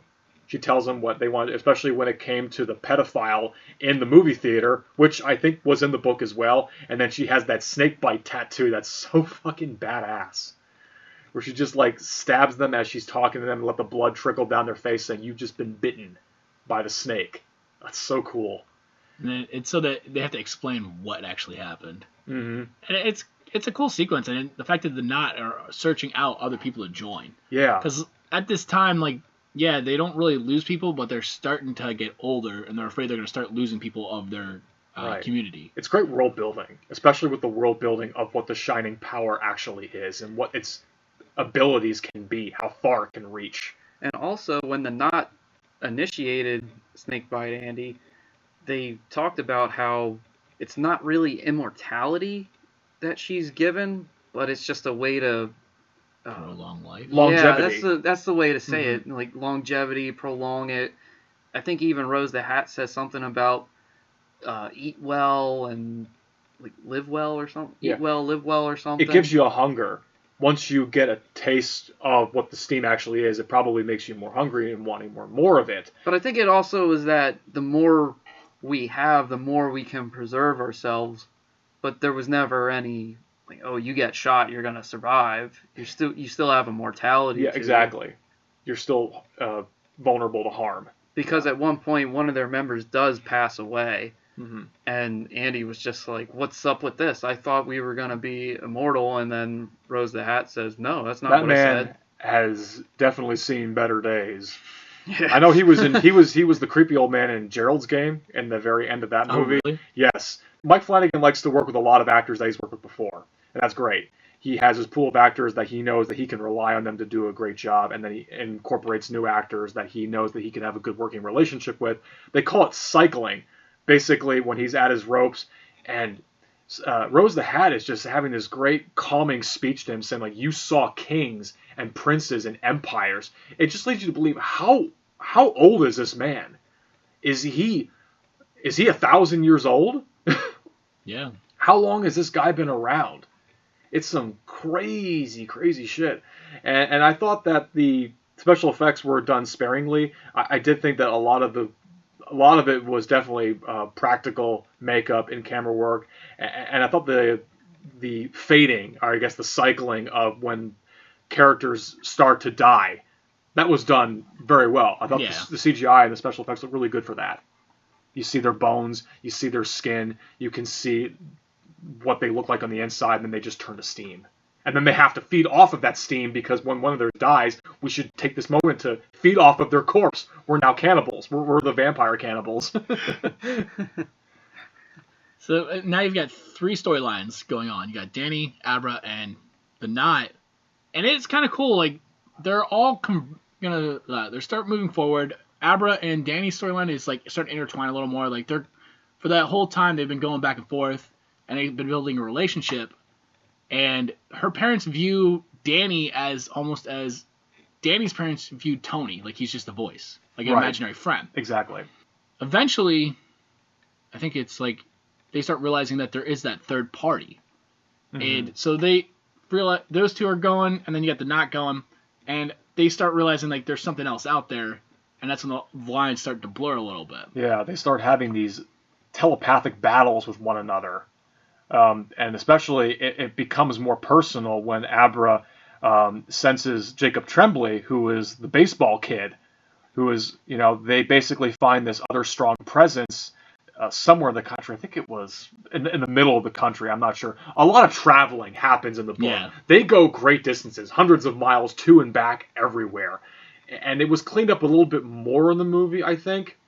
But basically, the presence of Abra is seen when the True Knot starts murdering the shit out of Jacob Tremblay. That was horrible. Oh, terrible. I mean, scene. that was. I mean, I don't mean that it was filmed bad. I just mean that was rough. so effective. Rough. Every time he screams, a little bit of steam comes out of his mouth, and his chest is just caving in. There's blood everywhere. Yeah. It's a heart-wrenching scene, especially with the subtle heartbeats like I was talking about, where The Shining happens in that movie, and then Dr. Sleep incorporated that as well. And then she just, that she saw something, Rose the Hat. There is a presence. There's somebody who watched us, and we need to find her because this is our key to survival. This little girl. Yeah, they were calling her almost a whale or a white whale. Like A white whale. It's that much power they could just feed off of. For The Moby ages. Dick. Yeah. The white whale. And when she discovers this, that's when she tells Danny, and she goes and says that she is going to meet her uncle, and they meet in the park for the first time in person, and it was kind of a cool sequence. It was a cool sequence. It was. But here's the real thing that kind of pissed me off about that movie. Abra is his niece, and they should have actually used it because Abra's mom is Danny's sister. Oh no shit. Oh, That's what I'm saying. that's That plays full wow. circle. The student that he slept with had a kid. Oh, that and- Jack slept with. Yeah, and that was his daughter. Oh, wow. Okay. Because it's been a while since I've read that book. And that was like the one Jeez. key sequence I wish they would have just left in there because it showed everything came full circle. Not just saying that's your uncle, but it really is your uncle. How about that? Okay. And I was like, that was the one big thing. I'm like, you guys missed an opportunity. But it didn't affect anything. It just like, all right, it was kind of a practicality thing. I was like, all right, I can let that go because it didn't really affect the story, but it would have made it better. I And definitely think that, yes. so like, moving that point forward, I was like, all right, cool. I thought that we were going to come into play later. It doesn't. It's only in like, oh, like this is my brother's. Yeah. Exactly. And then I guess Rose the Hat and the True Knot eventually track down Abby or Abra. They get pretty close to her, and then there's that battle where Rose the Hat realizes that, shit, what did I just get myself into? This girl is a lot more strong than I thought she was. Like the sequence where she's trying to reach into her own personal drawer, and then the drawer closes and snaps Rose the Hat's fingers. She starts bleeding everywhere. Bitch got what she was coming anyway. Yeah. Well, that's actually another funny thing. That whole warehouse, like filing cabinet thing, is actually from another book of Stephen King's. Which one? Dreamcatcher. That's, Oh my God, Dreamcatcher. Ugh. It was funny because like when I read it in the book and then he brought it again in the movie, I was like, yo, I'm glad you guys played that up because like it still shows that the King universe is still connected. Yeah, I remember seeing that. I hated the movie. Oh, it was I didn't a like that horrible movie at movie, all. But yeah, I can see that now with the library catalog Yeah. being in the library, the memory warehouse. I think that's Yeah. what they called it. Okay, yeah. That I thought was such a cool little touch. I think the whole thing starts because she attacks Rose in the grocery store in her mind. Mm-hmm. And Abra's like, I was too easy to break in. And then that's when Rose realized she can go back and do the same thing. And that's when Abra's like, oh, I was waiting for you the whole time. Setting up traps one after another. Now, this is something. Did anybody catch this? Now, I don't know if you guys did, but the moment where the spectral version of Rose the Hat is floating in the atmosphere and then she makes contact with her physical body and falls off the trailer, Was anybody thinking of Chris Farley in Beverly Hills Ninja? I never No. saw Beverly Hills. Oh, I've Ninja. only seen it like a couple Oh my times, god, I couldn't help but think of that. I'm sorry if I ruined this for anybody, but there are these moments in Beverly Hills Ninja where Chris Farley is having a hard time having his spectral self float up in the sky. He's panicking, he's screaming and shouting, trying to commune with his master. And when he goes back down to the earth, he hits his body and he flies through windows and different objects. And he's doing his Chris Farley manners of, oh my god, no! Oh my god! I'm sorry, but when she's flailing around like a rag doll, I couldn't help but think of Chris Farley in Beverly Hills Ninja. That's horrible. Well, I learned something today. Yeah, I don't know if you guys saw that movie, but that's like the first. It's the second time I've seen this movie. That's the first time I made that correlation. Oh my god. Enough of that, though. But After the Chris Farley sequence, that's when Rose realized that they can find Abra because they now have seen through Abra's eyes where she lives. Mhm. And during this whole time, Danny and Billy are going out to find at least a baseball glove to track down the knot. yeah, So they have to find the body of this kid and then take the baseball glove off of him because of one of the knot actually touching the glove and holding it. right. So almost like a psychic thing, so they could read in. Mm-hmm. So when this is happening, she's doing this and they're doing that, and pretty much she's provoking the knot. Yeah, And so they're gonna find her. So they have to haul ass back to the New England states to give her the glove and then explain to her parents what actually is gonna happen. And then that's when the parent, well, I guess the dad, Yeah. realizes because the mom all of a sudden just disappears.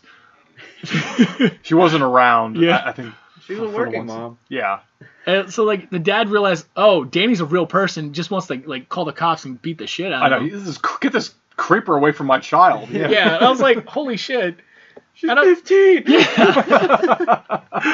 So it's like, trying to explain what your daughter has, that I'm not a creeper. All this is like, and then that's when they're explaining everything to the dad, and then the not end up tracking her. Well, actually, no, they show her being able to look through the eyes of one of the guys and saying that, hey, they're on their way. Yeah. And then him and Billy set up a trap with Abra to catch the knot. It's Wow. a great sequence, what Yeah. happens here. It's almost like they both are trying to set up traps, because you've got the knot searching out Abra, and you've got a second part of the knot that you later find out realized this was a trap, and they went to the house. Crow Daddy. Yeah. I forgot that. I'm trying to look up that actor's name. Zahn McLaren. I don't recall seeing this guy in anything, but I thought he was badass. He was Crow Daddy. pretty much the love interest for Rose the whole yes. time. In which the was- book, he's badass too, Yeah. or at least in a terrifying way. So you've got this whole sequence of them, let's say 2/3 of the knot realizing they just been tricked, and Billy and Danny end up just lighting them up, shooting them. Oh And yeah, They're trying to shoot back, but they're like getting killed, and that's when they realize they can kill them. yeah. They're vulnerable to harm. They're just like human beings, except they just have longevity. Yeah.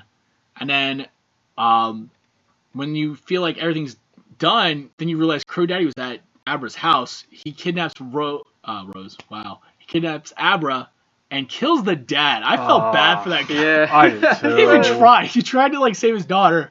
Wasn't happening. Yeah, it just adds another level of just heartbreak, depression, more baggage, and more heartbreak for Abra. Just like Danny, more heartbreak for those two guys, those two characters. Oh, Jesus. And poor But- Billy. Yeah. Poor Billy, I know. Snakebite Addie tells him to kill himself, and without hesitation, he does. I'm sorry, but the look on his face when he was just like, oh, okay. That's the I mean, effect she has on people. Yeah, I know, but I was like, it was just kind of, his facial reaction was just funny to me. It's like, oh, I guess I will do Yeah, this. like, oh, Mhm. okay, yeah, I suck. And, so Crow Daddy drugs Abra, Mhm. and this is how this is when you actually discover that Danny and Abra are so connected they can actually enter each other's bodies. That's really cool. That's clever. Like once again, it's expanding the Shining universe, showing that that's how strong they are. Yeah.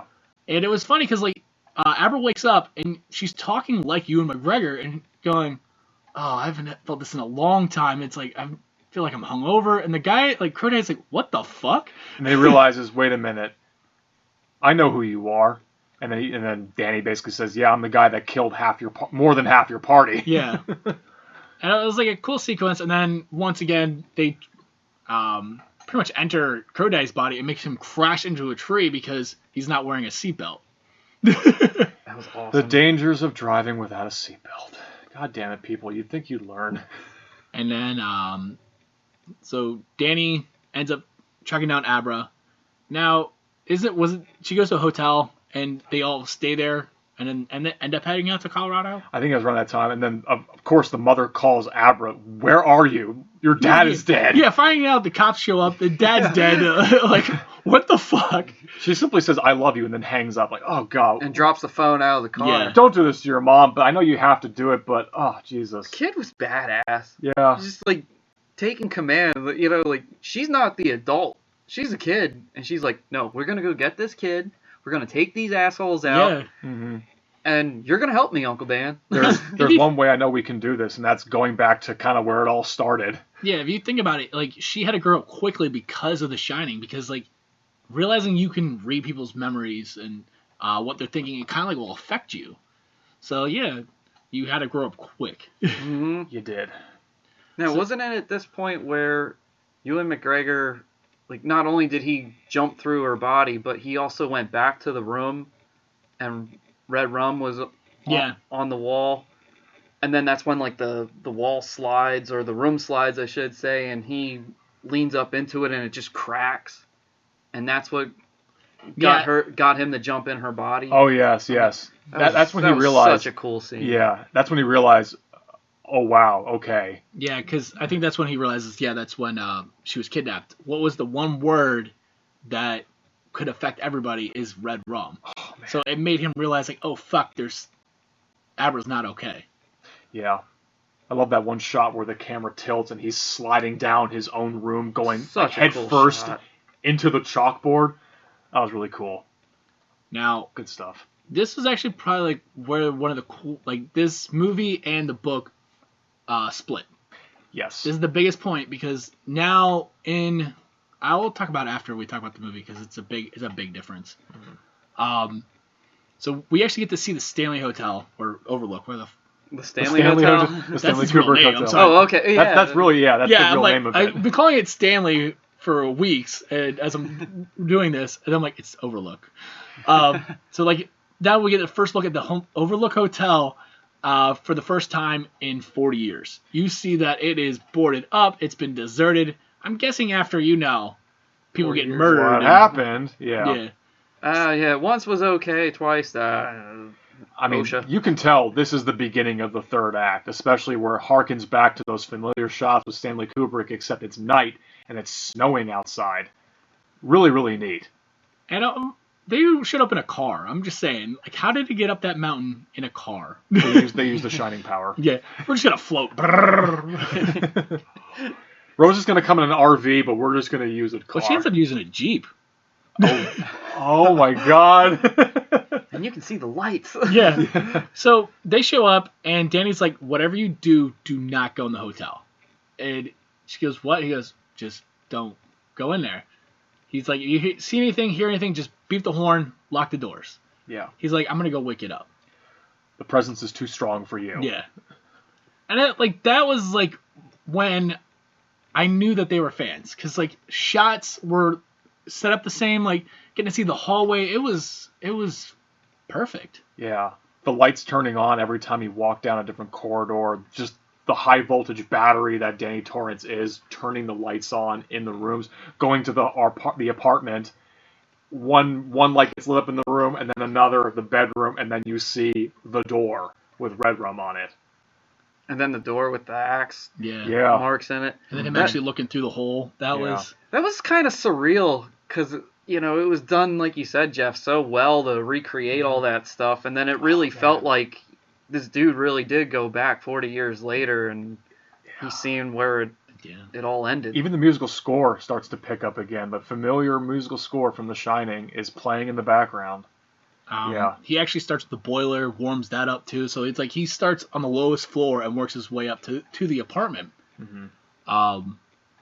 And then we get one of the coolest interactions. He pays a visit to the Gold Room.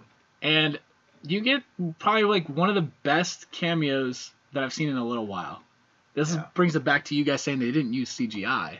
Right. They used an actor to portray Jack Torrance, but he's not even listed in IMDb as Jack Torrance. He's listed as the bartender. Yeah. Lloyd. They call him Lloyd. Because going back to Delbert Grady in the original Shining, where he basically had no identity except that he was part of the hotel. And that's what Henry Thomas, the actor playing Jack Torrance, he's now just part of the hotel. If you don't know who Henry Thomas is, he was in The Haunting of Hill House and Bly Manor. He was also Elliot in E.T. So oh my God, that's right. Yeah. And he's worked with Mike Flanagan in almost every project. Those two really go hand in hand. Ouija, Origin of Evil, Gerald's Game, and like you said, Haunting of Bly Manor and Hill House. Go back to Mike Flanagan. They actually got the blueprints from the Kubrick estate so they could rebuild everything. Wow, that's so neat. With it being now practical effects, and they had to get the blueprints because you can't make it from memory because obviously everyone says that hotel does not make sense. It's true. If you watch the original, the way Danny's riding that fucking trike, it does not make sense, but you need the blueprints. So it was cool having them recreate all the rooms that way. Yeah. That's dedication, and that's just being a massive fan right there. Getting it right is also what it is. So as he's like warming everything up, all of a sudden Abra comes bolting in going, hey, she's here. Yeah. And I was like, wait, he told you to fucking stay out there. And then that's when I said, like, she pulls up in the Jeep and she's looking at the hotel like, this is amazing. Like, she can actually feel the energy coming off of it. She has a spiritual connection with the place already. And she's never been there. I just want to say that we forgot something that I thought was really cool was when Abra does go into the hotel and she's talking to Danny.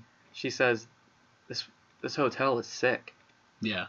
Actually, we forgot one whole completely. We talked about it. We never actually talked about who Lloyd is actually playing. The bartender. Yeah. So we actually, like I said, one of the best cameos in it was the guy, the bartender. And you come to find out it's Jack Torrance.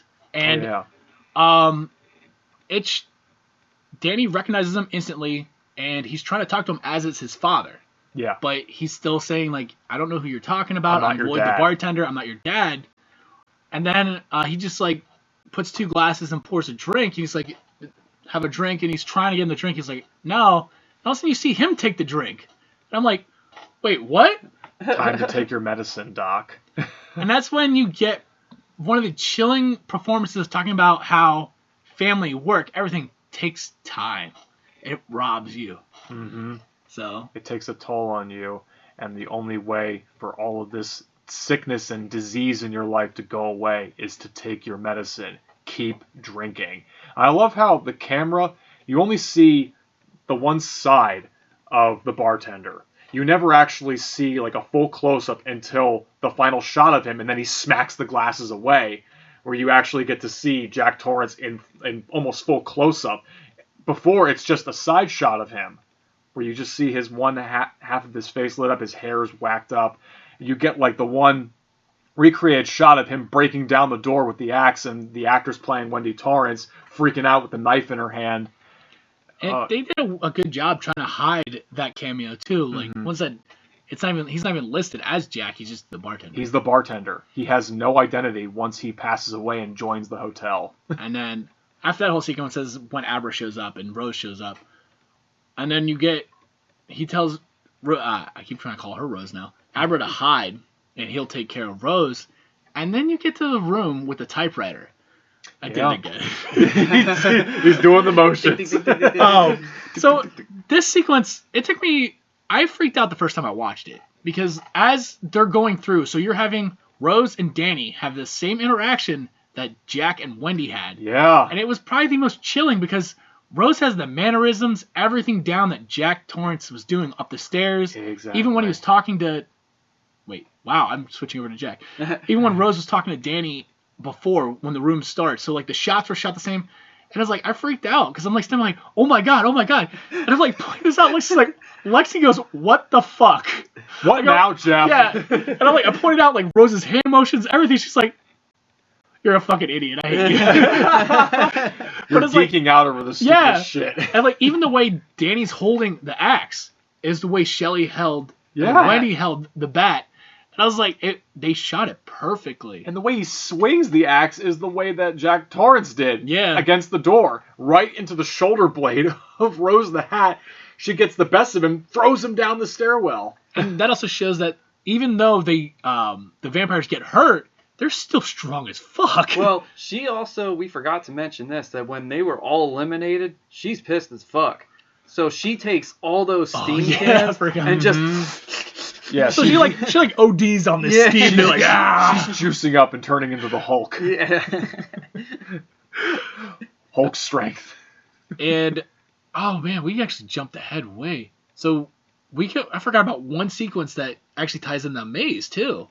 So they jump into the memories again for a battle. I forgot about that one. Oh, yeah. That's yeah. right. So- Rose and Abra get into a battle in the maze. And you come to find out, like, Rose goes, wait, this is a different platform than your last one. And Abra's like, no, this isn't mine. All of a sudden you see a case open up behind Rose and grab her. And you realize this is Danny's memories. Yeah. And that's actually how this whole fight begins. Like, through there, she actually breaks out. And then that's when this whole sequence in the, I don't want to say I'll say the typewriter room, happens. And you come to find out that Danny was saying, like, yo, this whole time, I've had the hotel in me. So as soon as he showed up, the hotel started grabbing a hold of him and wanting him. And they're like, oh, they have that old feeling. So you're going to see new characters pop back up, or old characters pop back up, but they're all starting to rot. And he actually uses that against Rose. And that was actually a really cool experience. Like, yeah, he gets his ass kicked by Rose, and now he's like, oh, yeah, by the way, it's not me. And he, like, forces it onto her. She senses all the spirits and the ghosts inside his head. What else are you hiding in there? What are these boxes? Yeah. This is a trap for you, bitch. They're Well, starving. Didn't he also kind of let himself get hurt on purpose so that she would be draining him a little bit? Yeah, I think and then so. that's what, I guess to get the taste of everything. and Yeah, then- well, that's what kind of like kept her locked on him, was to like, Yeah. so he was like sacrificing himself while she's like sticking her thumb in his leg or something. Letting the steam out. Yeah. And she's even saying, "Ooh, it tastes like whiskey." And like just like some of the like dialogue in that whole sequence, like it's just mind blowing. And And then he opens the memories, and all the ghosts that were from the hotel that were trapped in his memory boxes have just been unleashed on top of Rose. you get to see what the old lady. You get to see. You get to see Grady. I remember seeing that. Like it's like trying to like pick out like faces, and it's like cool because like I said, they're rotting now because they've been starved for so long. The Grady twins. You see Yeah. the guy who got bludgeoned in the head. Great party. And they end up just attacking her and pretty much almost absorbing her power now because Well, they like I do. said, she OD'd on the shining steam, and then it kind of just like you see that happening and you were like, oh cool, Danny's safe, and you realize no, the hotel's like, oh, we're done with her, we want you back. Yeah. And it was actually kind of cool because once again they go back to the camera angles. You're getting Jack Torrance-esque I guess craziness coming from Danny now. Yeah. Because he's now possessed by the hotel. You can see it in his eyes. One eye's like fogged over, and it's trying to take control. And Abra's hiding in the apartment. Yeah. Yeah. And this is where you get the interaction between Abra and Danny, where she's trying to get him to come back and realize that he is Danny, not the hotel. He's not his dad.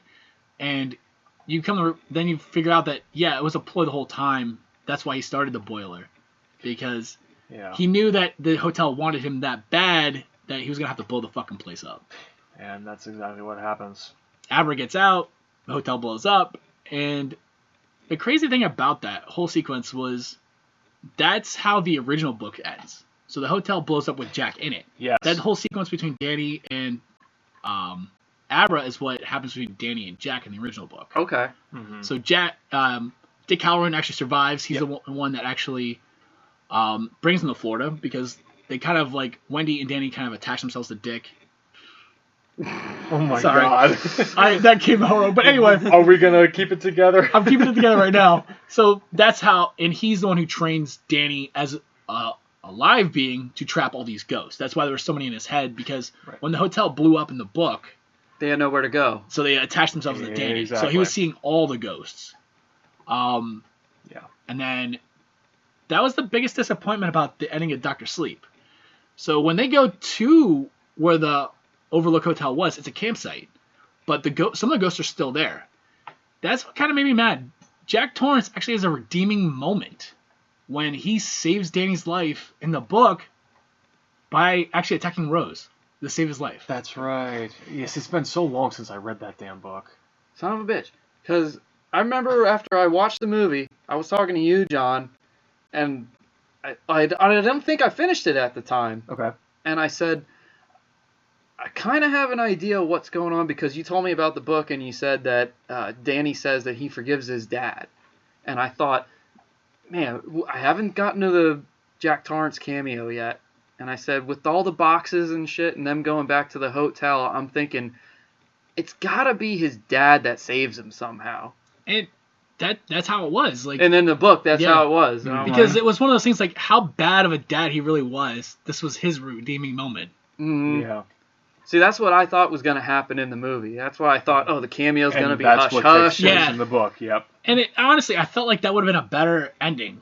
Even with blowing up with Danny in it, like, it's cool, but they set it up for another movie, which I hope they don't do. Like, they should just let it be. I don't think they will. Yeah, I Like, even think... in the book itself, it ends, like, Danny's alive, but he's now the Dick Halloran. Right. So he's training her how to box these up, because, yes, the ghosts did attach themselves to her. Mm-hmm. I did like that moment when the boiler room is on fire, the hotel is being lit up. He basically goes back to being young Danny and sees his mom. He's reuniting with his mom. And that was kind of nice because he mentions in the movie that when he was 20 years old, she passed away, and then he just kind of moved on and went elsewhere. So that was a nice moment, having those two reconnect as they were in their younger days. Yeah, it was nice. It was a nice little nod, too. Like, Yeah. Yeah, Abra's in her room, and she basically has a heart-to-heart moment saying, Mom, I'm not talking to nobody. I'm actually talking to somebody. I'm talking to my friend Danny. And Dad's okay. And it's like, oh, Jesus Christ, the dad died. That's right. yeah. Yeah, but it was cool because the kid's comforting the mom, Mhm. Yeah. which usually it's the opposite. Yeah, in the life. mom's trying to keep it together. But And then it ends with her boxing up the lady in 237. Yeah. Which is kind of a nice nod, too. Like, Mhm. Danny did it, now she's doing now it. she's doing it. Yeah. The fucking ghost from 237. The rotting- naked, rotting ghost from 237. But yeah, it was a well-made movie. I did think there were some parts in the film that dragged. I think they probably could have removed maybe 10 minutes from the movie. And I think it probably would have been just as effective. Well, hell, didn't they have like a whole 30 minutes that they took out? But The it, supercut. yeah, but it really Yeah. wasn't much of anything. No. Like, I watched the No. director's cut, and honestly, all they did was change it to match Stanley Kubrick's a little bit more. Okay. So they added in days. So, like, they did the Monday, Tuesday, blah, blah. And that was really it. And then they added in the 30 minutes. I'm like, it was all unnecessary. So the actual cut's actually decent. Okay. Yeah. It's already long enough. Yeah. What, Yeah. 2.5 hours? Yeah. I think this movie, Dr. Sleep, could have been trimmed by 10 minutes. And I think it probably would have been just as effective. So Yeah. sometimes 10 minutes can make a big difference in the It can. pacing. No, it can, yes. But I think Ewan McGregor did an amazing performance. I agree. that I was- really that was the enjoyed him as an surprising older one, yeah. Danny. Mhm. I totally pictured him as the kid, and I think he was a great casting choice for that character. Yes. The funny thing is, the original Danny is in the movie. During the baseball game, he's one of the parents. Are you serious? Yep. Oh my god. I didn't know. Didn't you also tell me that we were talking about Jack Nicholson and, it's hard to emulate him, and you said that they actually did try to get him to be in Dr. Sleep. Yeah, they were trying to at least get him to do a cameo. But Okay. with how old he has gotten, his memory's not so great, so they weren't able to use him. I'm like, that would have been perfect just to see him somewhere. Even if they had him sitting in the crowd like Danny, just sitting there. Because obviously he doesn't look like Jack Torrance anymore. He's old. Oh, yeah. But it would have been just one of those cool things like, hey, just sit here for like 5-10 minutes. That'd be like a little Easter egg. See if the eagle-eyed viewers out there can pick you out, which they Yeah. probably will. I would have loved it if it was more of a, like, seeing like in AA. Oh, like he's one of the people in Yeah. the chairs. Which would have been cool. Like looking out and then seeing your dad as an old man. Oh my god, yeah, that'd been really cool. I would have liked that. If they had done the original ending in the book with Danny Torrance forgetting his dad and Jack Nicholson's out there, Yeah. The real Jack Nicholson is out there in the crowd watching it. Two good movies, and Dr. Sleep definitely was the sequel that The Shining deserved. Because this could have been a disaster, but it wasn't. No, I agree. When I first saw it, I remember I saw the reviews. It got really good reviews, and people that were horror aficionados praised the movie. Said it has its faults, like, any movie in general. I don't view it as a horror movie, but I do view it as a very satisfying sequel to The Shining. Because anytime you have something that is so prolonged, and everybody always says, "Oh, it's gonna suck," and most of the time it has. I have to admit, I was one of the ones that was afraid it was gonna fucking blow. Well, yeah, you got every right to be skeptical. I mean, Shining's one of your favorite movies. It already was a drastic difference from the book, and then they have this, and Stephen King's gonna be involved with the movie more, they said.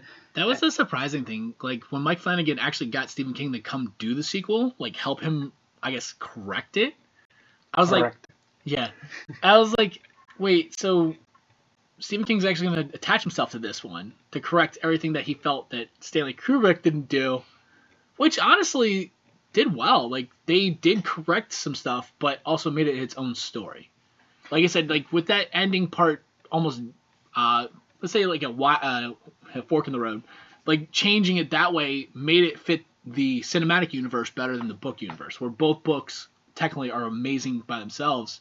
The cinematic universe, honestly, is amazing itself. Like, you don't need to read the books to enjoy the movies. The movies by themselves are amazing. They stand on their own. And that's what I like about the movie to book adaptation, because if you just do the book for the movie word for word, page for page, it's just gonna be a reiteration, and just kind of like look at Jaws. I mean, that could be a shitty movie, man. And I just think it's a good idea that if you do take it, but like, stay true to the source material. Yeah. Like, have the people look and feel the way they should, and keep that, but do it its own thing, and just know that what you're gonna do is right. Make it be right. Don't gear off so far left or right that it doesn't become what you thought was good just because you got to finish a product. Yeah. So many things change with that stuff, and then it gets all fucked up, and oh my god. Like, I never read the Amityville Horror book, but I have no idea what's different from the movie from the book, and I've heard people say that the book is much better than the movie. I don't know. I've never read it. I can't say I've read that one either, so. Honestly, I probably want to check it out, because, like, as much as I make fun of the Amityville Horror, like, just fucking don't buy the house. You know it's haunted. It's still standing. It's still around. Yeah. I don't know. One time you thought about it for a split second, and then you said, dude, fuck that house. Well, yeah, dude, it's been for sale, 3-4 times now? My brain's like, what's wrong with it? Definitely. But it's also, like, several $1 million to buy this house. I'm sure it is, absolutely, because it's got a history. Yeah, real people were, in fact, murdered in that house, but what the movie suggests, the Amityville Horror, that was all fabricated, what were believed. So. But there's a difference between book telling and movie telling. I mean, you really want to get something in a 2-hour range at the most, and I can understand if you drag it out longer than that 2-hour mark, but make it effective. Yeah. Don't let time be wasted, because anything past 2 hours is already like, oh my god, really? To some audience members, yes. Yeah. Like, this should have been over a bit ago.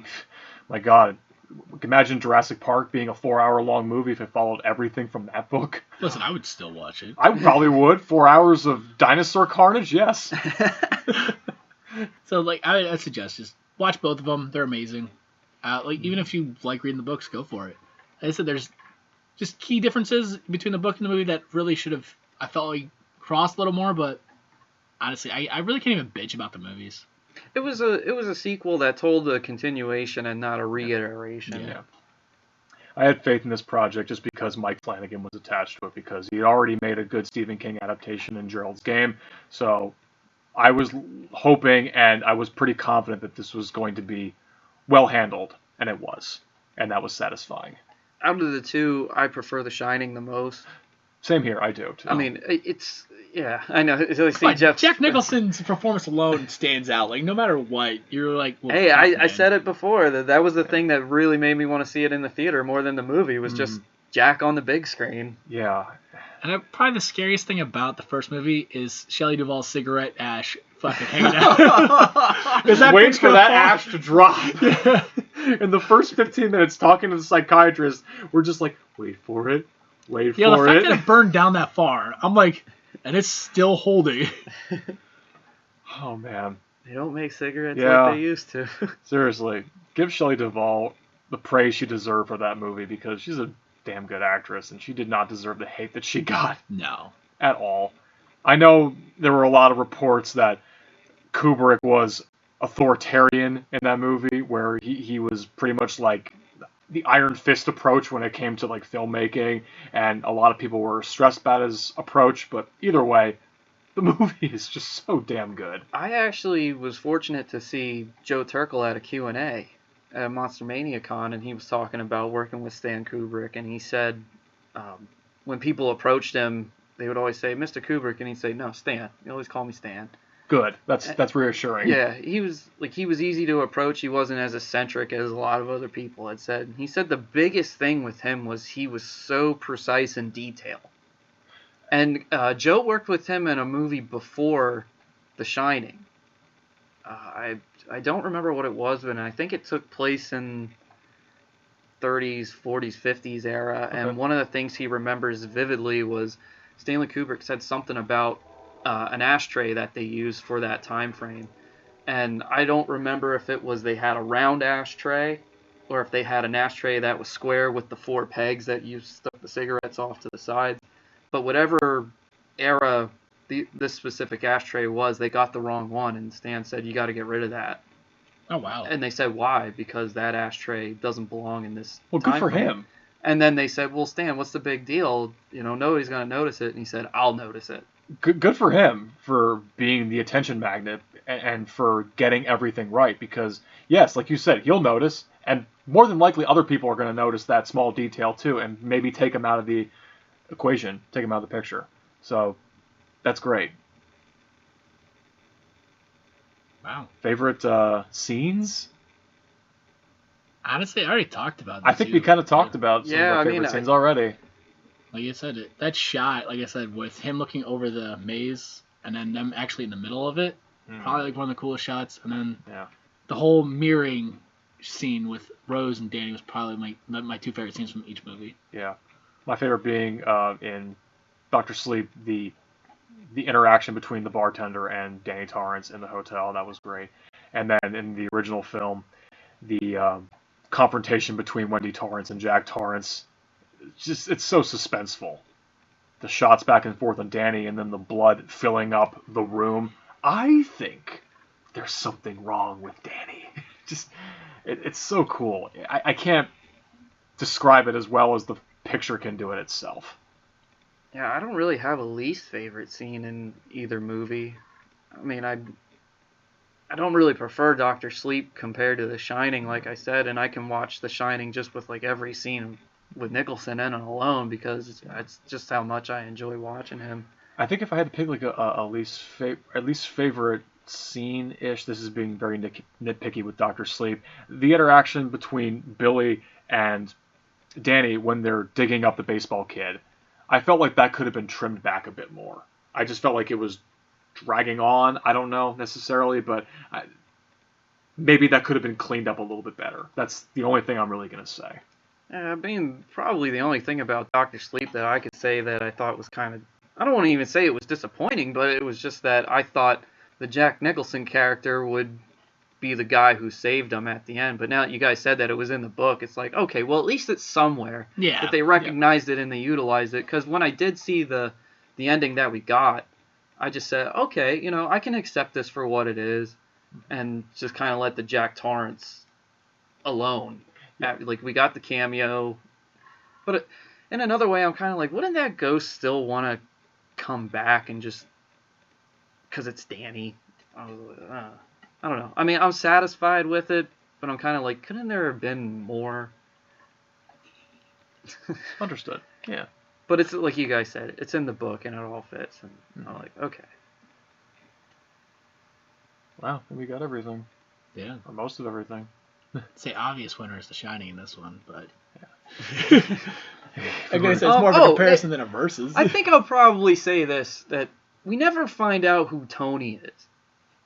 Fuck Tony then. But I'm genuinely curious because, Danny, went to Dick Halloran and he explained some things, but it was like, so who the hell is Tony? Actually, I think they do explain it in Dr. Sleep. Do they? Yeah, not the movie, the book. I think they did too. Yes. I remember him talking about it, but I don't remember the whole conversation. That's why I never brought it back up. Like I remember them talking about what he was, but when Danny got older, Tony went away. But he was always there when Danny needed him. Like I think he was a ghost, but he wasn't. He was more or less like guiding Danny. Okay. So he might have been one of the ghosts in the hotel. I can't remember 100%, so that's why. Because you warned him about the hotel. So he might have been one of the kids in the hotel that died. Okay. Because like I said, there was a lot of killing in that hotel that they didn't even touch upon. Like when the hotel was built, there was a mob shooting, so multiple people died in that. So it was like a lot of killing that they never even talked about. So just the Grady twins and everyone dying there was just one. No, man, there's hundreds. They said it was built in the site of the ancient Indian burial ground, and they had to repel off several Native American attacks while the hotel was being built. Yeah. So that's probably my biggest gripe about The Shining, is that they talk about this Indian burial ground and, like you said, the attacks that happened, but is it the spirits of the ground that are creating these ghosts and making everything haunted? That still went unexplained. I didn't feel like it needed it, but it still would have been nice to just kind of wrap a little more up with explore it a little bit more. Yeah. I mean, that's really the only big gripe I had. Well, I did, like I said, when I first saw the movie The Shining, I kind of thought this is how Jack Torrance's character dies. He just gets lost in a hedge maze and freezes, and it's just this, ugh. That's the face you get. Yeah. I was like, and that kind of turned me off at first. I was like, this is the ending? I just felt, ugh.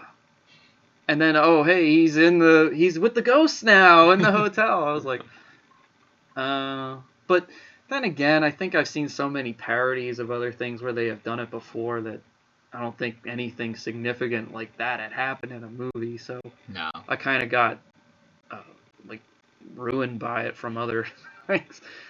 But I look upon it now in a different eye, and I go, okay, I accept it. Do I think it's still a good ending? Not really, but it works for the movie.